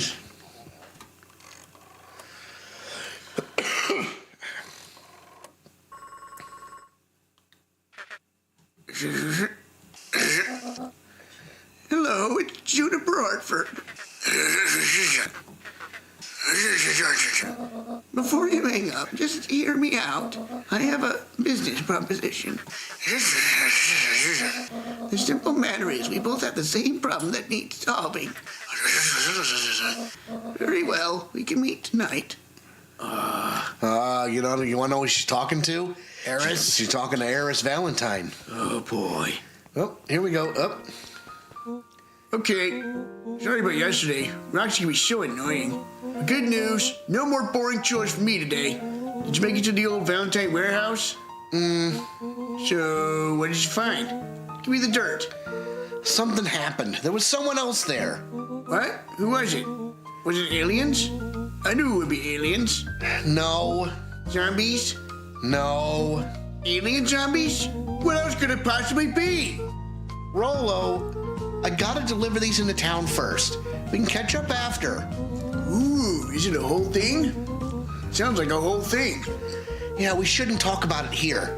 Meet me at the treehouse tonight. I'm not sure what this treehouse is that you speak of. Meet me at Mission Control. Roger that, Space Cadet. Really? All right, so we've already been through most of this, so we're just gonna bound, and we're gonna go ahead and drop it off of Mr. Tolliver's first. Then we're gonna go to the diner Let's see. What? You know what? No, you're right. Let's see if there are new charms at the pond. Yeah. So okay. Let's check more. All right, let's see. Nope, we don't have nothing. Look around the twig of thyme around the hook. Some fish are a fine taste. Okay, so let's keep an eye out. Well, let's see if you can just whack the heck out of that watermelon. Oh yeah, I'm gonna do it. Okay. Huddled at his counter, Hiram Tolliver was meticulously shading apples. More accurately, Hiram Tolliver was meticulously shining one apple. Hello? Ah. With a yelp, Mr. Tolliver fumbled the apple, flailing at the air as it fell. Oh, sorry. No bother. He leaned forward and lowered his voice. I see you have something for me. Yeah, Grant had some jam I'm supposed to give you. He leaned in a bit further. Jam? Yeah, these ones on top. She wrote your name on them. Mr. Tolliver leaned back, speaking loud enough for anyone to hear. Ah, yes, the jam. Thank you so much for delivering this jam to me. He reached forward and snapped up the jars of jam, giving Luka a little wink. I shall put it on my store shelves post haste. Okay, I should finish my deliveries. Of course. He leaned in for a final whisper. Of course. All right. That's weird. All right, here we go. Keep going. Keep it. Yeah, keep it up. Keep it up. Yeah. Smack. Ah, I got a charm. Yeah, see? How about that? Yep. All right, well, is it on the list? I don't know. Let's see. I told you slap. You knew something we didn't. Yes. So let's see. There's smack. It's on the list. Luka stuck a toy stretchy hand to the hook. Those things always get dirty anyway. Okay, here we go. Okay. Oh, fish on! Come on, get in there! Come on, we going? No, we got ourselves a marlin here. Yeah! Come on, you almost got it. Come on, Almost got it. Oh, it's a friendship bracelet. Ooh. Looks like. Should we give it to Mom? She likes jewelry. That's a sweet thought, Buckaroo. But I'm not sure she'd fully appreciate a pun bracelet. Looks like I could use some new bait. What do you say we head on and find some more? Sure thing, Pop. All right. That's hilarious. I know, right? Oh my God.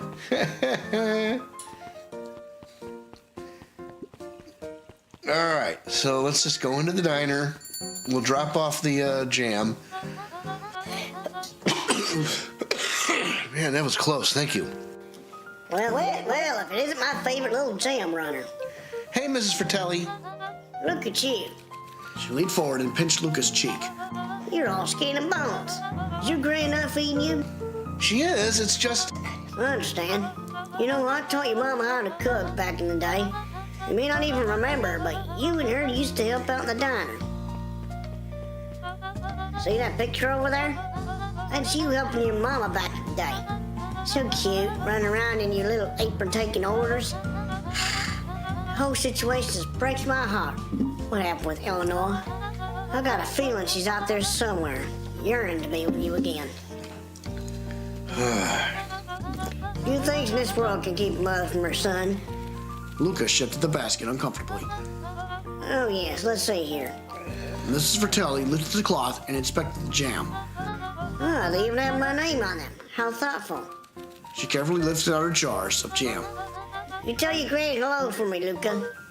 Will do. Love jam, Miss Fratelli. Now, All right, now let's look here. Luca squinted at the faded photo of him and his mom at the diner. Memories of that day came flooding back. Okay. Oh, we got more stuff. Good afternoon, Mr. Tolliver. Shoo! Sorry, these allergies have been killing me. Haven't been able to smell a thing all day. I almost sold me this half a gallon of spoiled milk this morning. Got anything to help clear up these darn sinuses? Whatever it takes, I just want to be able to smell again. Well, I think I got an idea. So let's see. Let's do pungent. Let's do incendiary. Let's try that. I call this one a cod for the common cold. Oh, my, that's spicy. It's stinky. I'm sorry, I'll try again. No, don't you see what this means? I can smell again. Looks like your father isn't the only doctor in the family. Hey! There you go. Okay, let's take a look at the... Hey, Miss Hatch, what can I get you? Oh, I'm not terribly hungry. Something snack-sized, if you could. Snack sized. Yeah, all right, I think I got Woot for the snoot. Yep. Woot for the snoot, yep. So, lavish, honorable, adorable, and tender.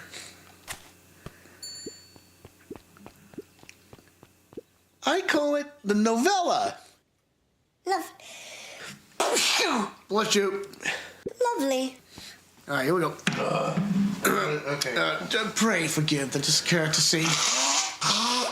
6 viewers on Streamlabs. Hey, there you go. Hey, if you happen to be tuning in, sound off. We'd love to hear from you. All right, here we go. And tell us especially what platform you're coming from. Kick, YouTube. All right, okay. Now, Eris Valentine's at this table, right? Yep. Listen well, child. I'm only going to say this once. I require a well-done burger. Got it. When I say well done, I mean it. Well done. No problem. Alex, I'm sorry you don't feel good. Yeah. I fear you aren't grasping my request. I want the burger charred beyond recognition. I want it bitter and black. One Burt Burger coming up. And top it with the most expensive thing you have. I think we can do that. Yeah, you So still. let's see. Incendiary and lavish. Yes. Hope you feel better. Yep. May I present the row, you're burnt. I can hardly believe it. You've done well. Mrs. Fratelli had caviar stashed back there. The woman is full of surprises. Very good. This will suffice. Here we go. If it isn't little Luka. Hey, Uncle Nuncreed. How come you haven't been around the house lately? Well, your dad and I had a little disagreement, is all. How's he doing? Has he mentioned me? Not really. He's been busy lately. Sometimes he doesn't come home from work before bedtime. Is that so? Well, tell him I'm thinking of him. He seems sad. Nonsense. What can I get you for lunch? Fact of the matter is, I don't have much of an appetite right now. But Uncle Nuncreed, you gotta eat. I'll make you something special. That'll cheer you up. Special. What would that be? Well, let me see. If he's sad, let's see. Chill. Indulgent. I don't know about that.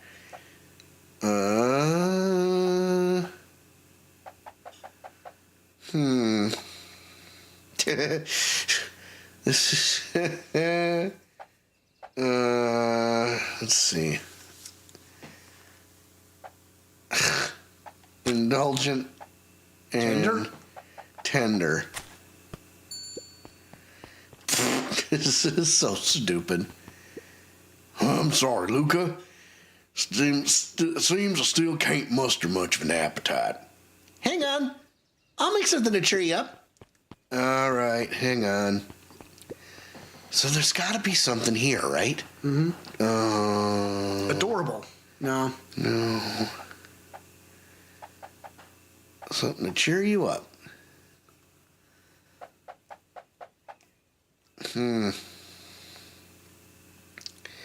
Seems to be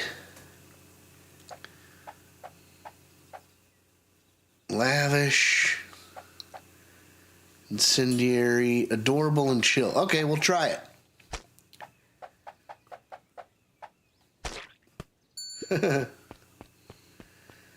We just got into a sin. I'm sorry, Luka. Seems to kill. Hang on, I'll make something special to cheer you up. All right, we'll just keep going. Yep, okay. Let's keep plowing at it. We have to have it though, so let's see. Yeah, maybe you're missing a charm or something. I could be. Well, let's do chill, and then let's do. What else is there? There's a. Cheer 'em up. There it is. Smiley face on ham.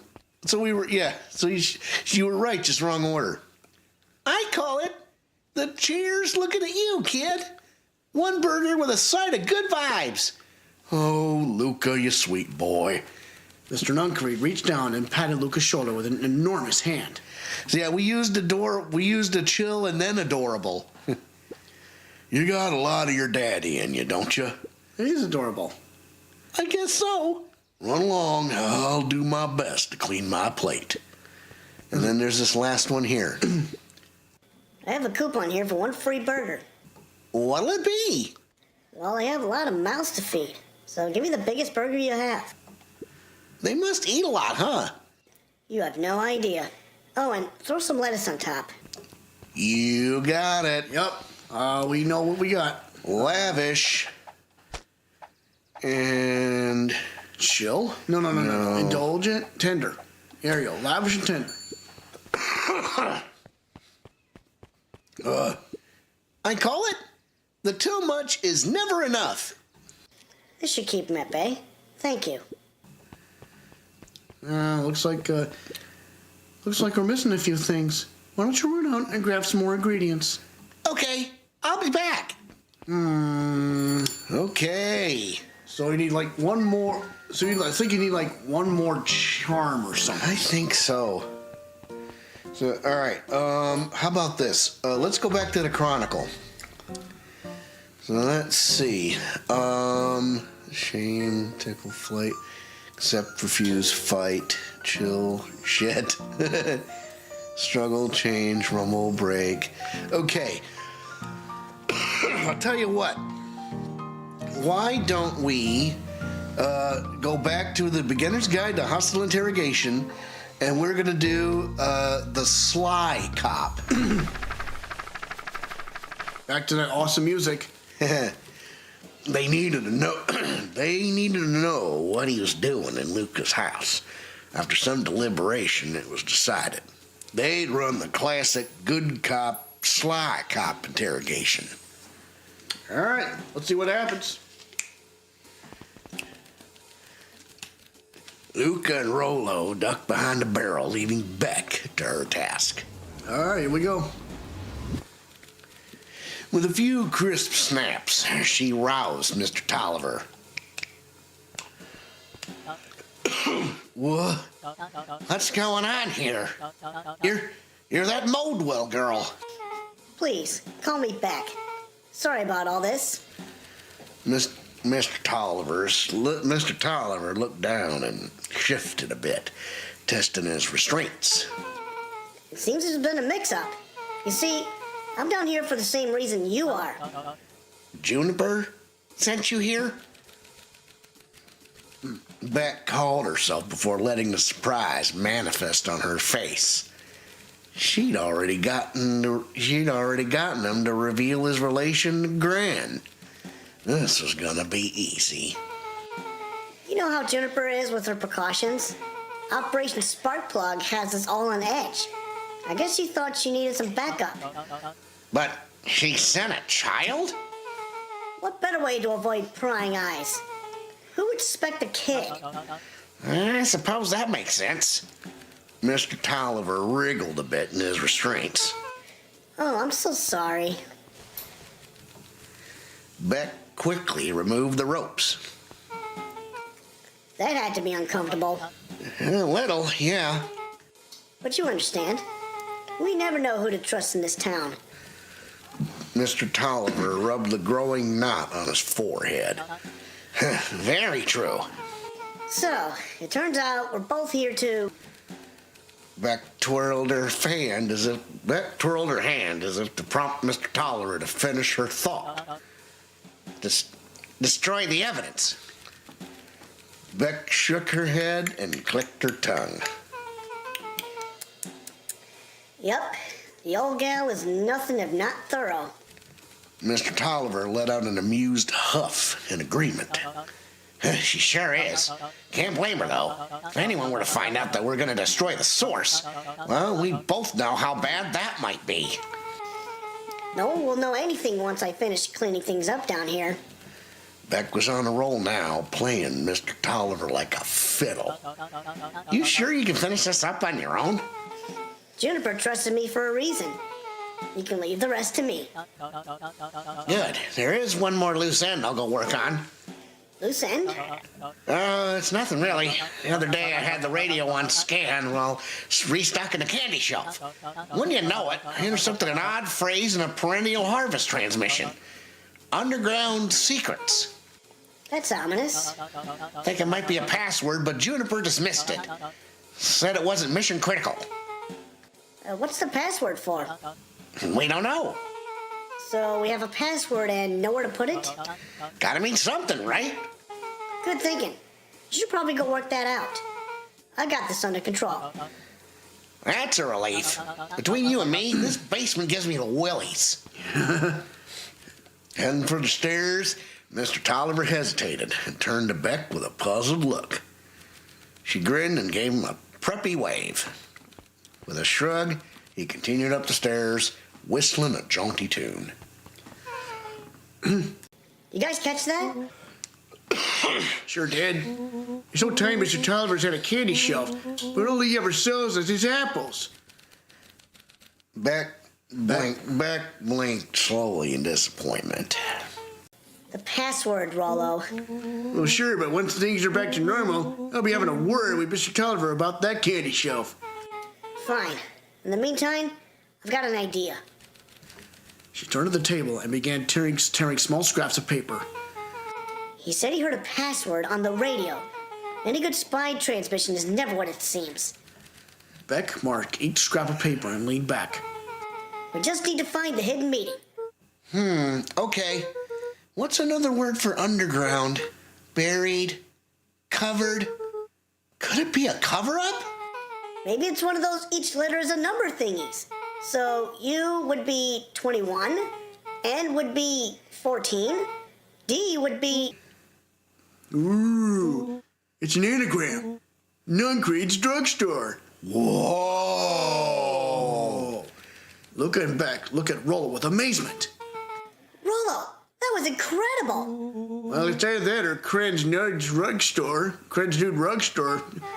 Yeah, I think you were right the first time. How did you do that? What can I say? I love ciphers. Well, I guess we know where to go next. Here we go. Oh, investigate Nuncreed's drugstore. Oh, boy. Wow. Yeah, baby. Uh-oh. Wait, What's she doing here? You scared me half to death. Sorry. You kids haven't seen Mr. Tolliver around, have you? Nope. You got me waiting around like the last slice of pie. I swear that man will be late to his own funeral. All right, well, let's get to that drugstore then. Da-da-da-da-da, charge! 7 viewers, that's awesome. You're late, Augustus. Sorry, sister. It's caught up with work. Work? You? I had a few more details to lock down for the festival. Oh, what do you have to report? What is this insipid town festival really about? I think Gus looked around nervously. Mr. Kerr really does just want to do something good for the town. He's actually a pretty nice guy. You should spend some time with him. I didn't pull strings installing you as mayor so that you could make friends. Your job is to help me figure out what Kerr and Perennial Harvest's true intentions are with this town. We have a responsibility. This is our father's town. Was. Excuse me? This was our father's town. He's gone, Eris, and he isn't coming back. Father left us with nothing but problems. Mr. Kerr came here and offered to help us. We accepted that help. You didn't agree to them turning Father's warehouse into a toxic dumping ground. Oh, yeah. That is just a temporary arrangement. The glow can be seen from our damned backyard. They are dumping their nasty little secrets on us. When this all inevitably goes wrong, who do you think will be blamed? Eris's cry hung in the air. We have a new choice to make now, sister. This town is going to change, whether we like it or not. We're going to choose to be a part of that future, or be forgotten in the past. It's a shame. Father named you Augustus, but you will always just be a Gus. Good night, Harris. I'll see you at breakfast tomorrow. The hell is this? It's getting late, children. I don't think so. All right, let's see if we can get into the... Nope, we can't get in the diner. Let's read this. Let's see. Knowledge, he spat with a sneer. There exists a gulf between knowing something and being able to do a damn thing about it. Huh. I do hate it when the villain makes a good point. I probably don't want to go back in the tent.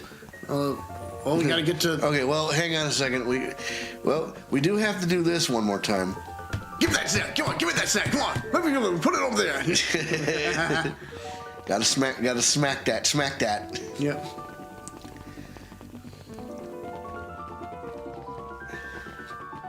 Uh-oh. There's Solomon. What is this? It's Solomon with that lunchbox. Solomon stood proudly at the entrance to the drugstore, holding a brown bag overflowing with black licorice. Hey, Solomon.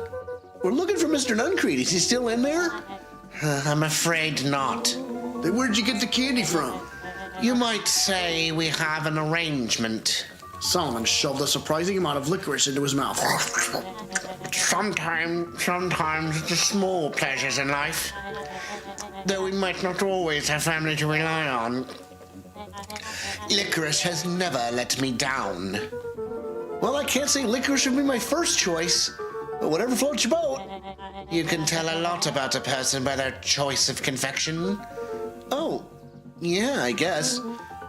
I like sour grapes. I'm certain you do. I always wondered why Mr. Nuncreed kept licorice in stock. You must eat enough of it to make it worthwhile. There are many ways to earn loyalty. For some, it's as easy as cold, hard cash. Yep, off he goes. Off he goes. Yep. Well, he's right. It's locked. There's got to be more clues. Okay, let's see. The phone booth, perhaps? Yeah, well, you know what? We did get roughly shoved into that thing. Yeah, it's got to be around here somewhere. Right, see? Have you ever seen anyone actually use this thing? Uh-oh, here we go. Besides Mr. Nuncreed, no. Beck cupped her hands on the glass to peek inside. That is not a normal phone booth. It's got like a blinky keypad. Why would there be a blinky keypad? Kren's Nuts Drugstore. Kren's New Drugstore. I mean, Underground Secrets. The password. Beck flung open the door, and they all squeezed in. All right, let's see here. Luka cracked his knuckles and entered the letters into the keypad. Underground Secrets. Sounds like that did something. Great. Now what? I guess we... The inside of the phone booth dropped loose from its shell. Without even the space to panic, they closed their eyes, held their breath, and accepted their fate. Suddenly, the chaotic descent slowed to an effortless landing. It was unclear where they ended up, but at least it was solid ground. Business is about to pick up, so I gotta blow my nose. Oh my God. Man, oh man, oh man. I think we're about to be Yeah, we're about to have our latest secret revealed. yeah, so yeah. Buckle up, boneheads. I think we're gonna go for a ride, baby. Yep. You ready to rock, baby? Oh yeah. You gotta love Clavier Gavin's air guitar riff. Yep. Oh man. I miss Keyblade Sonic. Yep. Hey, tell you what, if you happen to be watching out there, offer's still open. Yep. All right. Anyway. It was unclear where they ended up. It was on the ground. Okay. Oh, heck. The air was stagnant and smelled vaguely of chlorine. Why does it look like... Hey, look at that. Look at that mask. It's that broken mask. Oh, it's shattered. Oh. I was just gonna make the comment, why does this look like a laundromat? Yeah. I knew it. You knew that there was a secret hub full of strange tubes under the phone booth? Of course they did. No, you didn't. Didn't I say that? Nope. I definitely thought it. Look, do you remember when I said how cool it would be if the transdimensional conduits from Hank Atomic issue number 12 were real? Rolo, at one point or another, you've said that about every technology ever discussed in Hank Atomic. That's why I'm such a good predictor.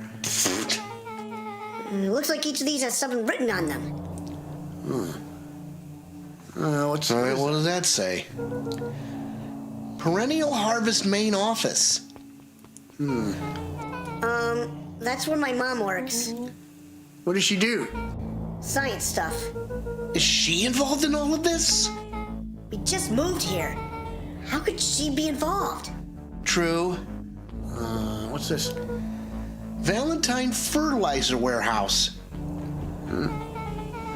Isn't that where you almost got snatched? Yeah. Why would Perennial Harvest have a tube going to the old Valentine place? This is starting to feel like something big. This suit has a broken mask. So have you found our mystery warehouse creeper? We've at least found their hazmat suit.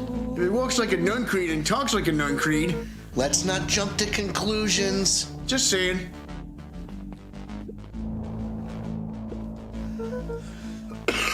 Mining Operations Alpha. Uh-oh. What? You guys have mines here? Not that I know of. This town is all farms and fertilizer. In a series of tubes. Pa always says you can only trust a miner up to the point when they hit gold. Not sure how that wisdom applies in this exact situation. That's the thing about Pa. You don't always realize what he means until it's too late. Oh, look at this. That's a lot of buttons. Well, let's see.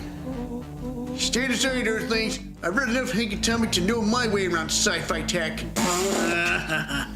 Rolo's hands hovered over the field of blinking buttons. Eeny, meeny, miny. Uh-oh.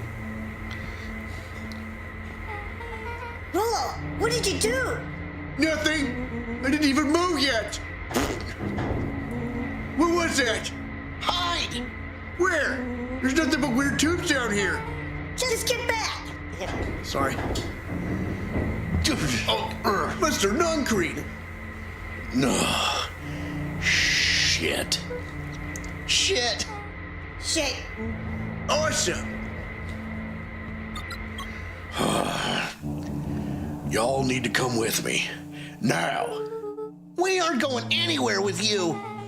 Not until we get some answers. Mr. Underground Secrets. I told them it was an absurd password. They love anything that makes them feel clever. They who? That's no matter. If I can keep you hidden until after the festival, I might be able to save your skins. We don't care about our skins. You should. Hold on now. I like my skin. This all stops now, Nuncreed. Joseph waited for a moment in silence. You sound just like him. Who? Walt. You don't get to talk about my dad. You know, your father and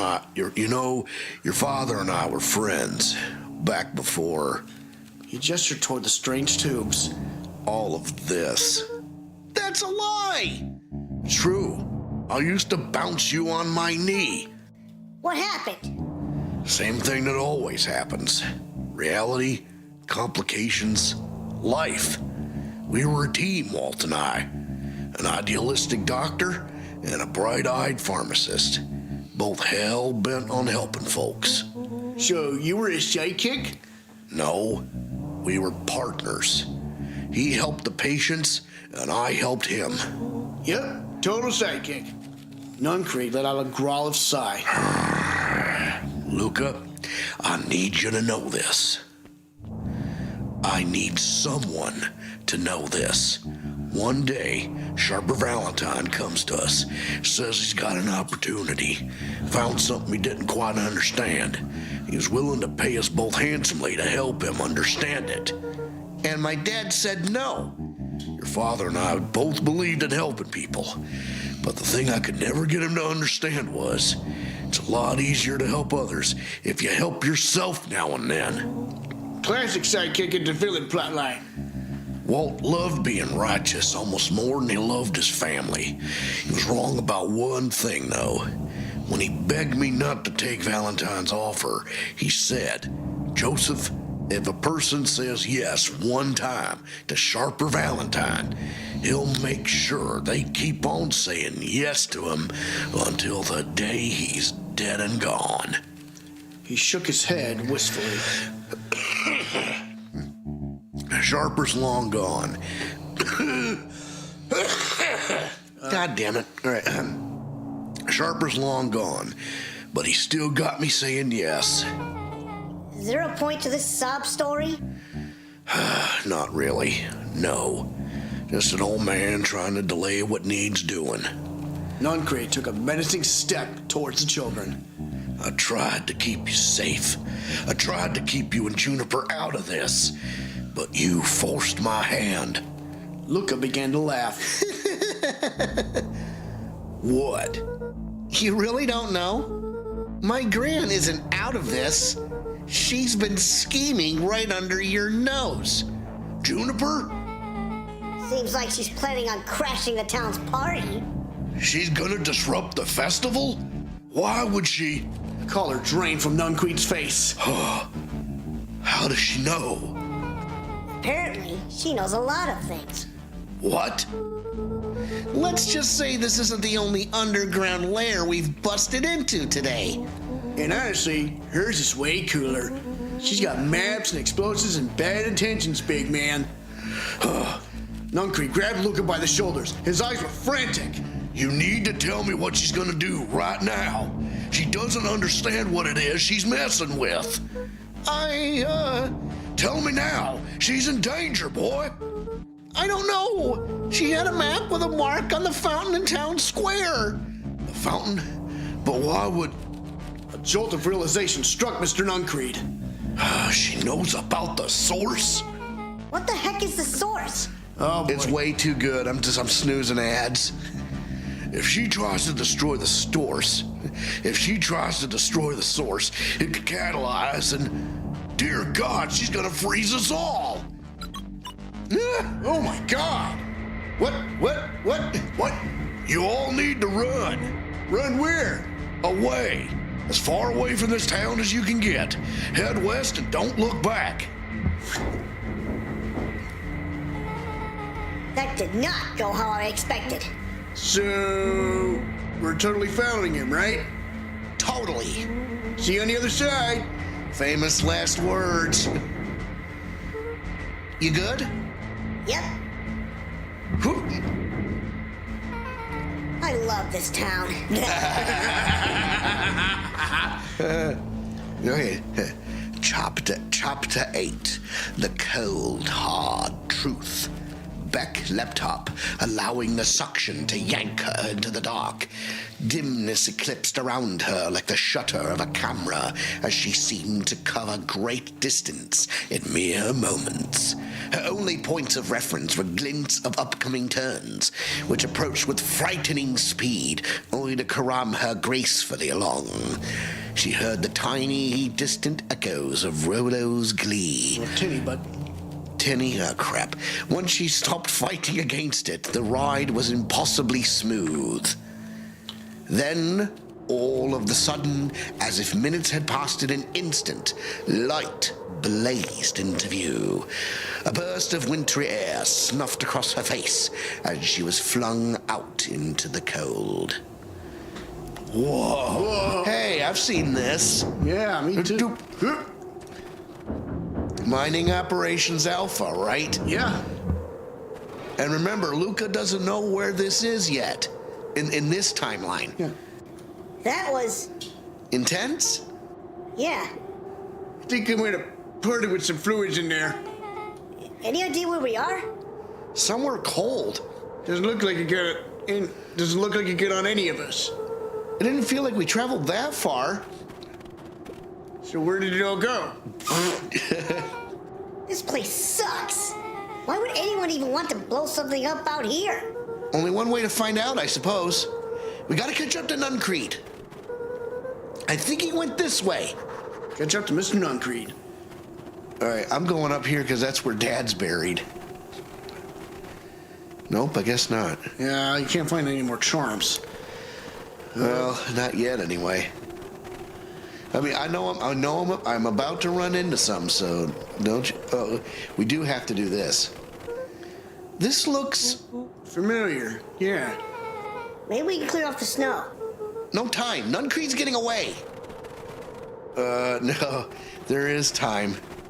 Oh, I guess not. Shit. Oh. Let's go. All right. Just gotta keep going. Okay, this is starting to feel really familiar. I may not be the most well-versed in all things Beacon Pines, but this does look like some kind of sort of frozen replica of town. Ah, I got it. It's so obvious now. Mr. Nuncreed is an alien. Rolo. Stick with me here. His species can only live in sub-zero temperatures. Oh boy, here we go. The sources are base camp dimensions, so naturally to keep it cold. We found it by traveling through those metallic wormholes back there. The final objective, kill us all and shapeshift into a Beacon Pines citizen of their choosing. You never really had me. but you very much lost me there. You get used to it. We should keep moving. All right, I gotta blow my nose one more time. Yeah. Probably not the last time. Yeah. Oh, we got another ad starting in about 55 seconds, but you know what? This is getting way too good. I'm gonna snooze Indeed. that for you. Yep. Yep. I would have snoozed it much closer to 0, but here we are. Yeah, my bad. Thank God we're doing this at okay. As they rounded the corner to the frozen town square, they spotted Mr. Nuncreed inching cautiously toward a pit at its center. Heading to a checkpoint anyway, and I'm gonna cry. Oh boy, yep. He held his arms out gingerly, as if approaching a beast in the wild. Catch up to Mr. Nuncreed. Upon closing the distance, Luka recognized what Nuncreed was after. Gran stood confidently at the edge, one arm outstretched over the abyss. Nearby, a wheelbarrow had been emptied out. She held a lit torch, which flickered in the bitter wind.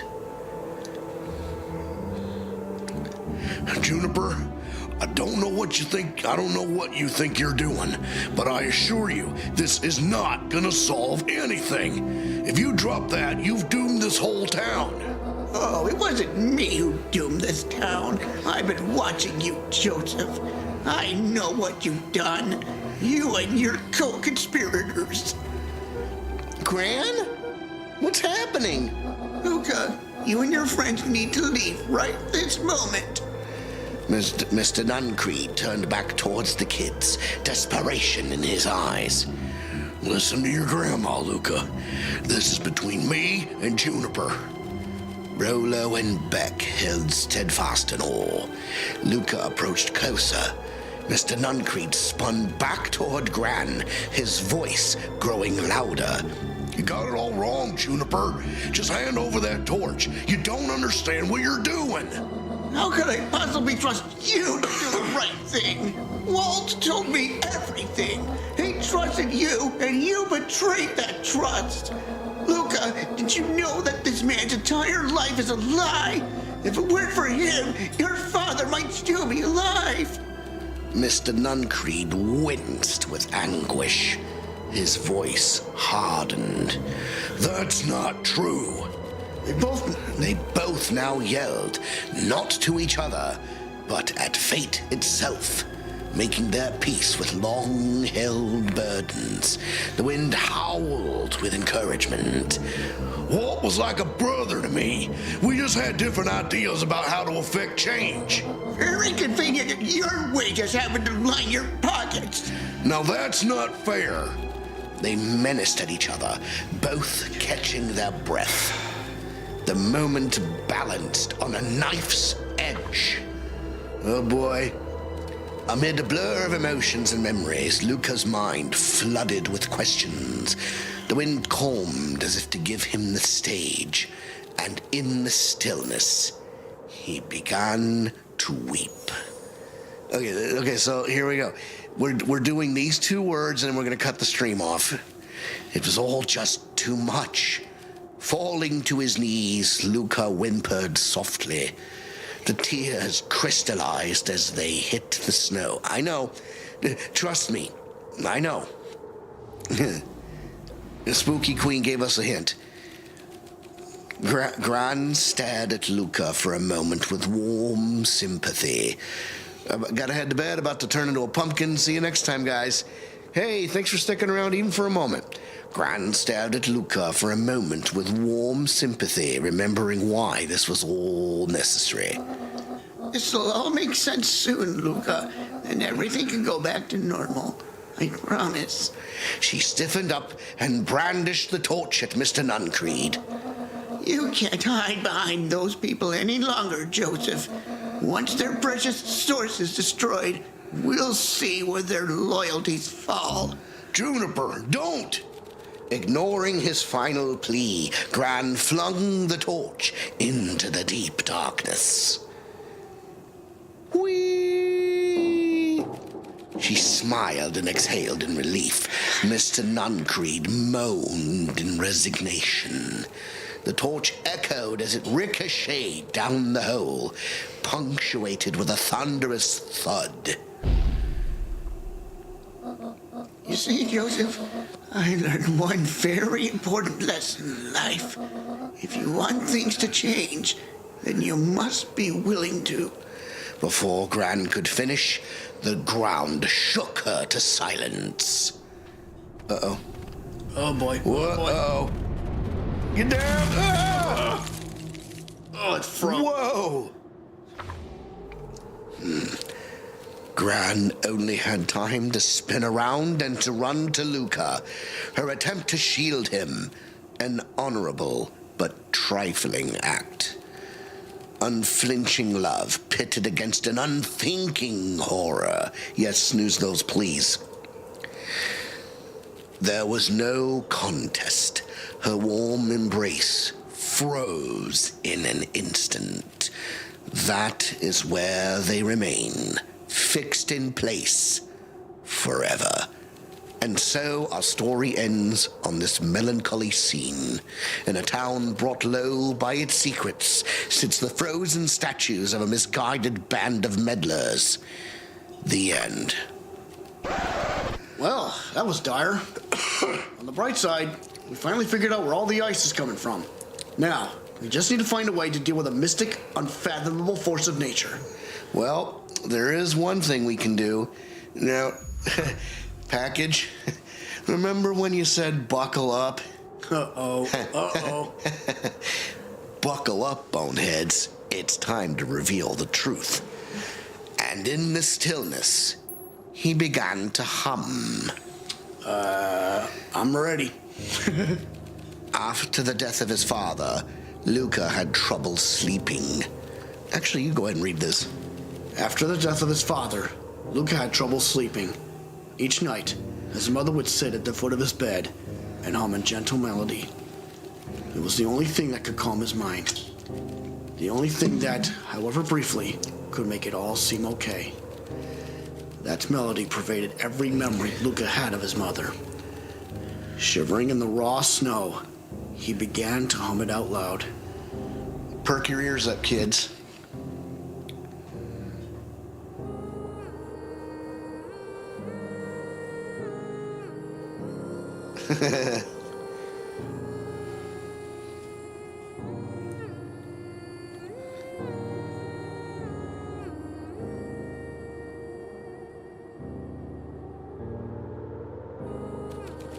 Gran lowered the torch, listening closely. As recognition slowly set in, her heart sank.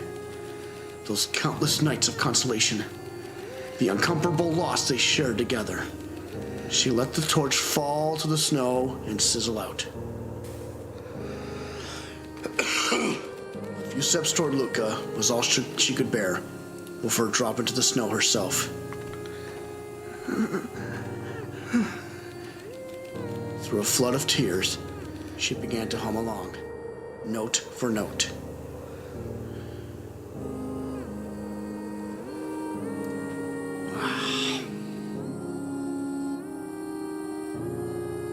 Oh my gosh.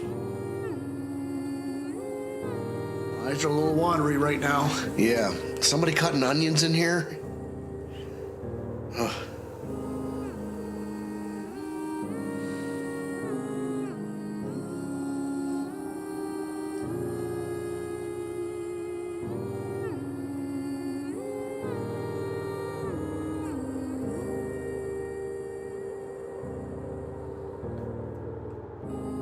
It's heartbreakingly beautiful. Absolutely it is.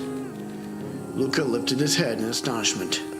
The last time he heard that melody was the last night he saw his mother. How did you know? I'm so sorry, my little buckaroo. Wait a minute. What the hell? How does she know that nickname? What? You. Buckaroo? The only people who call me that are my dad and... Your mother. Whoa, whoa, whoa, what? What? Wait a minute, what? You mean to tell me that Jennifer Hartford was Luka's mother this whole time? I hit him with the express train, baby. He never saw it coming. Oh, Blake King, I did not see that coming. Oh my God! Wait, So what? This entire time, he thinks his mom's missing. She's living in his house with him the whole time. Oh my What is God. going on? All right. Really? Okay, we got to keep going. Luka blinked through blurry, watery eyes, trying to see more clearly. He could just make out the impression of a familiar face. He peered across the snowscape at the woman on her knees. Something about her was undeniably his mother. Only smaller, older, changed. Mom? That's right, Buckaroo. Mom! Luka sprinted as fast as he could toward his mother. They held each other close, and the cold retreated from their bodies. Eleanor? I thought you were... Gone. You should have known I would never abandon my son. Eleanor looked down at Luka, tightening her embrace in an appeal for forgiveness. How? I'm bawling. Yeah. Oh my God. Jeez. You're a smart man, Joseph. I thought you'd have pieced it together by now. You were exposed. Mom, I don't understand any of this. What happened to you? Where did you go? Why did you leave me? I never left you. I was always right here, Luka. Why did you lie to me? It tore me up, Luka, but I did it to keep you safe. I thought that getting answers would help us both move on. But the more I discovered, the more I realized the danger we were in. Until Perennial Harvest was stopped, it was better if everyone thought it was gone. You could have trusted me. These are bad people, Luka. They won't stop until they get what they want. And they don't care who gets hurt in the process. Then what do? We have to stop them. Joseph slumped into the cold, wet snow. They can't be stopped. This is too big. I tried beating him at their own game. I'm done fighting fire with fire. She's still kind of old. I'm done fighting fire with fire. For the first time in a long time, her voice felt like her own again. No more lies. I see now there's a better way to stop Perennial Harvest. The cold, hard truth. Luka gazed down at Nuncree with pity. He looked small. Joseph stared into the snow. Joseph stared into the snow as if searching it for answers. Come on, everyone. We've got a party to crash. Oh, Let's go. Oh, it's go time, baby. Well, come on, Joe. Get after him. Come on now. Well, we got an ad break coming up in 20 seconds. You don't understand. He always wins. Who's he? Oh, boy. Chapter 9. The Devil You Know.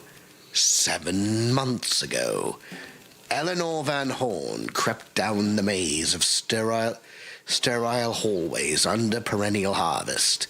She stopped in front of the large steel door marked Deep Engineering.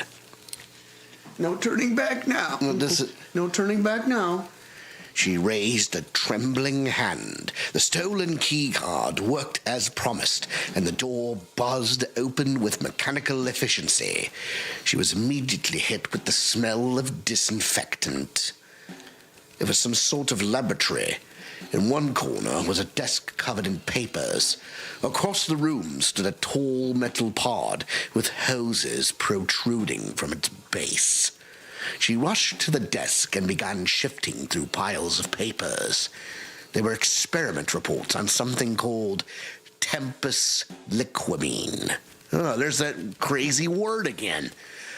There were dozens of them, every one stamped failed. Eleanor heard the sharp echo of footsteps approaching. She was out of time. Her eye scanned the room, eventually landing on the strange pod.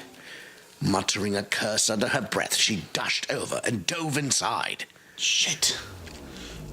You gonna break here? Almost. Oh, yeah, we're in an ad break right now. And that is what change is all about. Gotta get to bed. Okay, yep, we're probably at the end of this scene. We're gonna go ahead and cut things off, but go ahead. And that is what change is all about.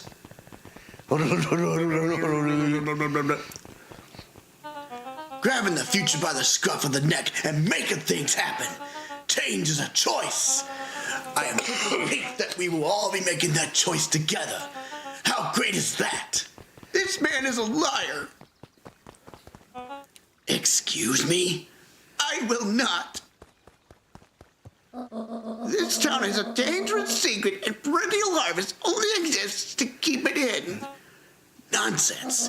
They picked up the whole damn town and moved it right under our noses. You aren't making any sense, dear. Mr. Kerr, Mr. Kerr addressed the crowd with a sarcastic tone. imagine such a thing. It's absurd and just plain impossible. They promised they could fix the foul harvest. They told us they would clean this place up. We just had to leave town for a few days. But while they had us evacuated, Mrs. Hartford, I'm afraid I'm gonna have to ask you to... you're afraid of a lot of things, aren't you? You sniveling little worm. This is growing tiresome. A little help, please. Don't you all see? This festival is a sham. An excuse to have the whole town gather in one place. They're planning something awful. I don't know what, but these people are wicked. Don't listen to her. She has absolutely no proof. I am the proof. I'm Eleanor Van Horn. Oh! Whispers filtered through the crowd. Well, aren't you just sneaky as the dickens? We all knew Valentine's fertilizer was too good to be true, and now this whole town is paying the price. Ladies and gentlemen, I am so sorry about the interruption. My associates will take this obviously disturbed woman somewhere comfortable so that she can get the help she needs. She's not the one who's disturbed. You two-timing clown. Y'all know there's something wrong with this town. It was just easier to look the other way. The truth is... Uh-oh.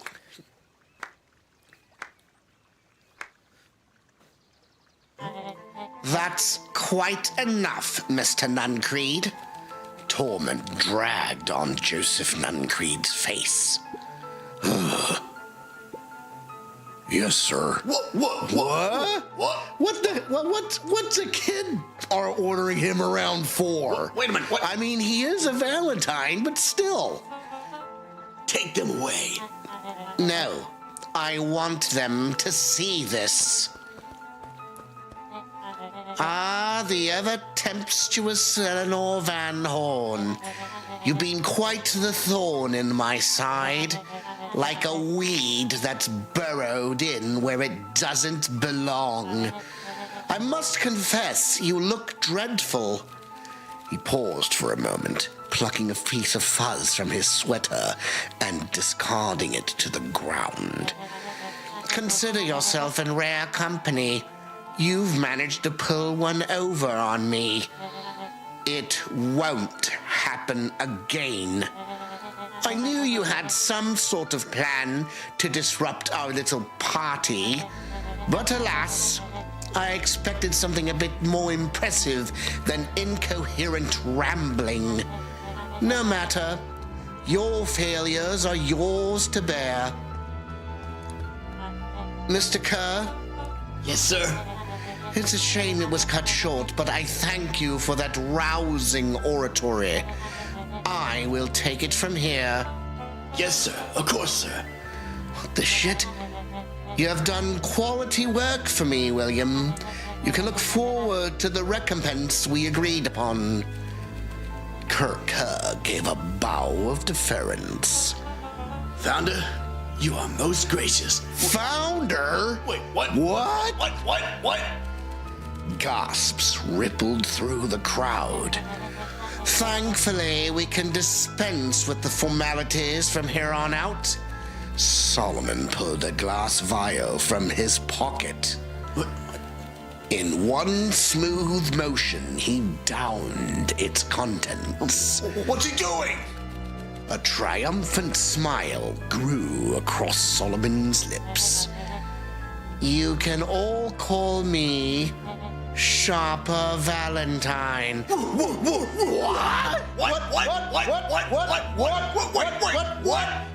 You mean to tell me that Solomon was Sharper Valentine this whole time? What?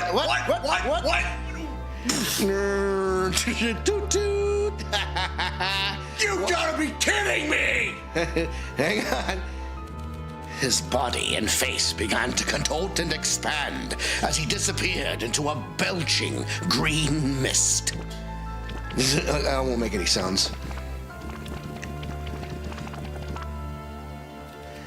A hushed horror gripped the crowd. This is a story about change. What? No! So you didn't see that coming. Good. Sharper examined his new hands. Well, this is quite the improvement. Everything looks so much smaller now. Eleanor was right about one thing. This festival was a ruse. I wanted you all to witness my glorious return with your own eyes. Why does everyone look so downtrodden? This is a celebration, people. Maybe it would help if we set the mood. Mr. Kerr, be a dear and reveal the sign. Sharper Valentine Festival. Ha! Wonderful! Sharper choked out a crude squawk of a laugh. Frustrated grumbles sprinkled through the crowd. Sharper, you malicious bastard! Malice? Oh.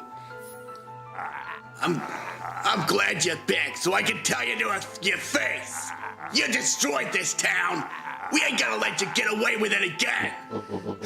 Sorry, this is not the time for audience participation. Some assistance, Mr. Kerr? William Kerr gave a subtle nod to the clipboards. You coward! Does anyone else have something to contribute? A helpless quiet settled over the crowd. Huh. I thought so. Did you all truly believe you could be free of me? A tone of complete and utter fools. You people should be celebrating my return. You're clearly lost without me. And that leads me nicely to my children. Daddy, I gave you both the greatest gift a parent can give, the opportunity to prove yourselves in my absence. Squandered.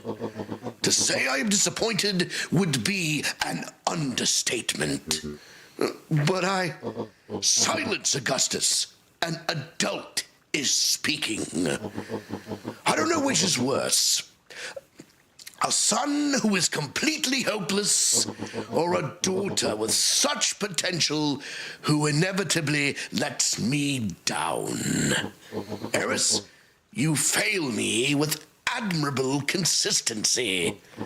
Thankfully, I was counting on it this time. Father, I Have been wasting time, my dear. What have you accomplished? was focused on cementing our legacy. Legacy? Who needs a legacy when you can just live forever? But what about... It's all right, kiddo. I'm afraid you suffer from a complete lack of imagination. There's just no helping it. Now then, where is Joseph? You didn't take the opportunity to slip off, did you? Ah, there he is. Everyone should give him a hand. None of this would have been possible without Joseph. I think you've said enough. Nonsense. The people deserve to know how helpful and loyal you've been. Only did what I did because you left me no choice. You always had a choice, Joseph. You were simply too weak to take it. No matter. Cheer up. You are about to be rich beyond your wildest dreams. You should follow Mr. Kerr's example. When I found him, he was in a sorrier state than any of you. An aging actor, desperate to recapture his youth. He played his part, and soon he'll be able to play the leading man again. Forever, in fact, if he remains loyal. That goes for all of you. Well, those who haven't already frittered away my goodwill, oh my God, just breathe. Well, those who haven't already frittered away my goodwill, Beacon Pines is mine again, and I am willing to share its spoils in exchange for absolute loyalty. Are you saying William Kerr was never in charge of Perennial Harvest? Ha! You think that puffed-up blatherskite could have accomplished all of this? Dawn, I suppose it's time for your big exclusive. Sharper addressed the crowd with indignant pride. He'd planned this moment for so long that now, at the deed's fruition, it almost felt frivolous. You see, I needed a figurehead to hold things down while I orchestrated my return.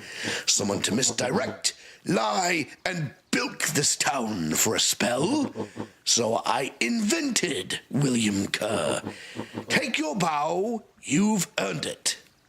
Mr. Kerr flourished a preposterously elaborate bow.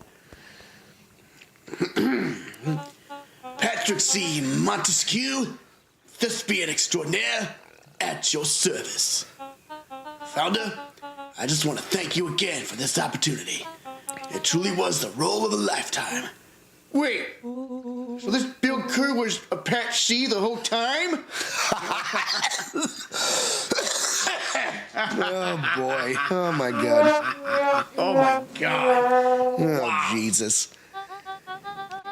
Now that your secret is out in the open, what's to stop this town from rising up against you? Oh, that's the delicious part. Fear. Thanks to our clipboards, I know what each and every person in this town fears the most. And I will make those fears manifest for anyone who steps out of line. The choice is simple. I'm not afraid of you. Ha!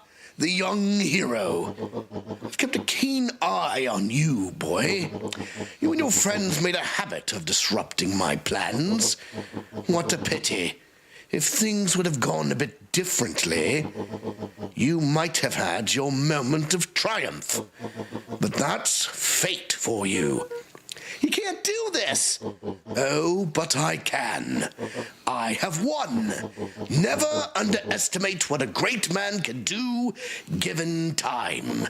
And now time is my plaything. Perhaps the most expensive thing I've ever bought, but well worth it. Ha! Sharper coughed up one fine laugh and cracked his knuckles. Enough chit-chat. Let's get to work, shall we? And so Sharper set about remaking the town in his own image. The fertilizer factory soon reopened for business.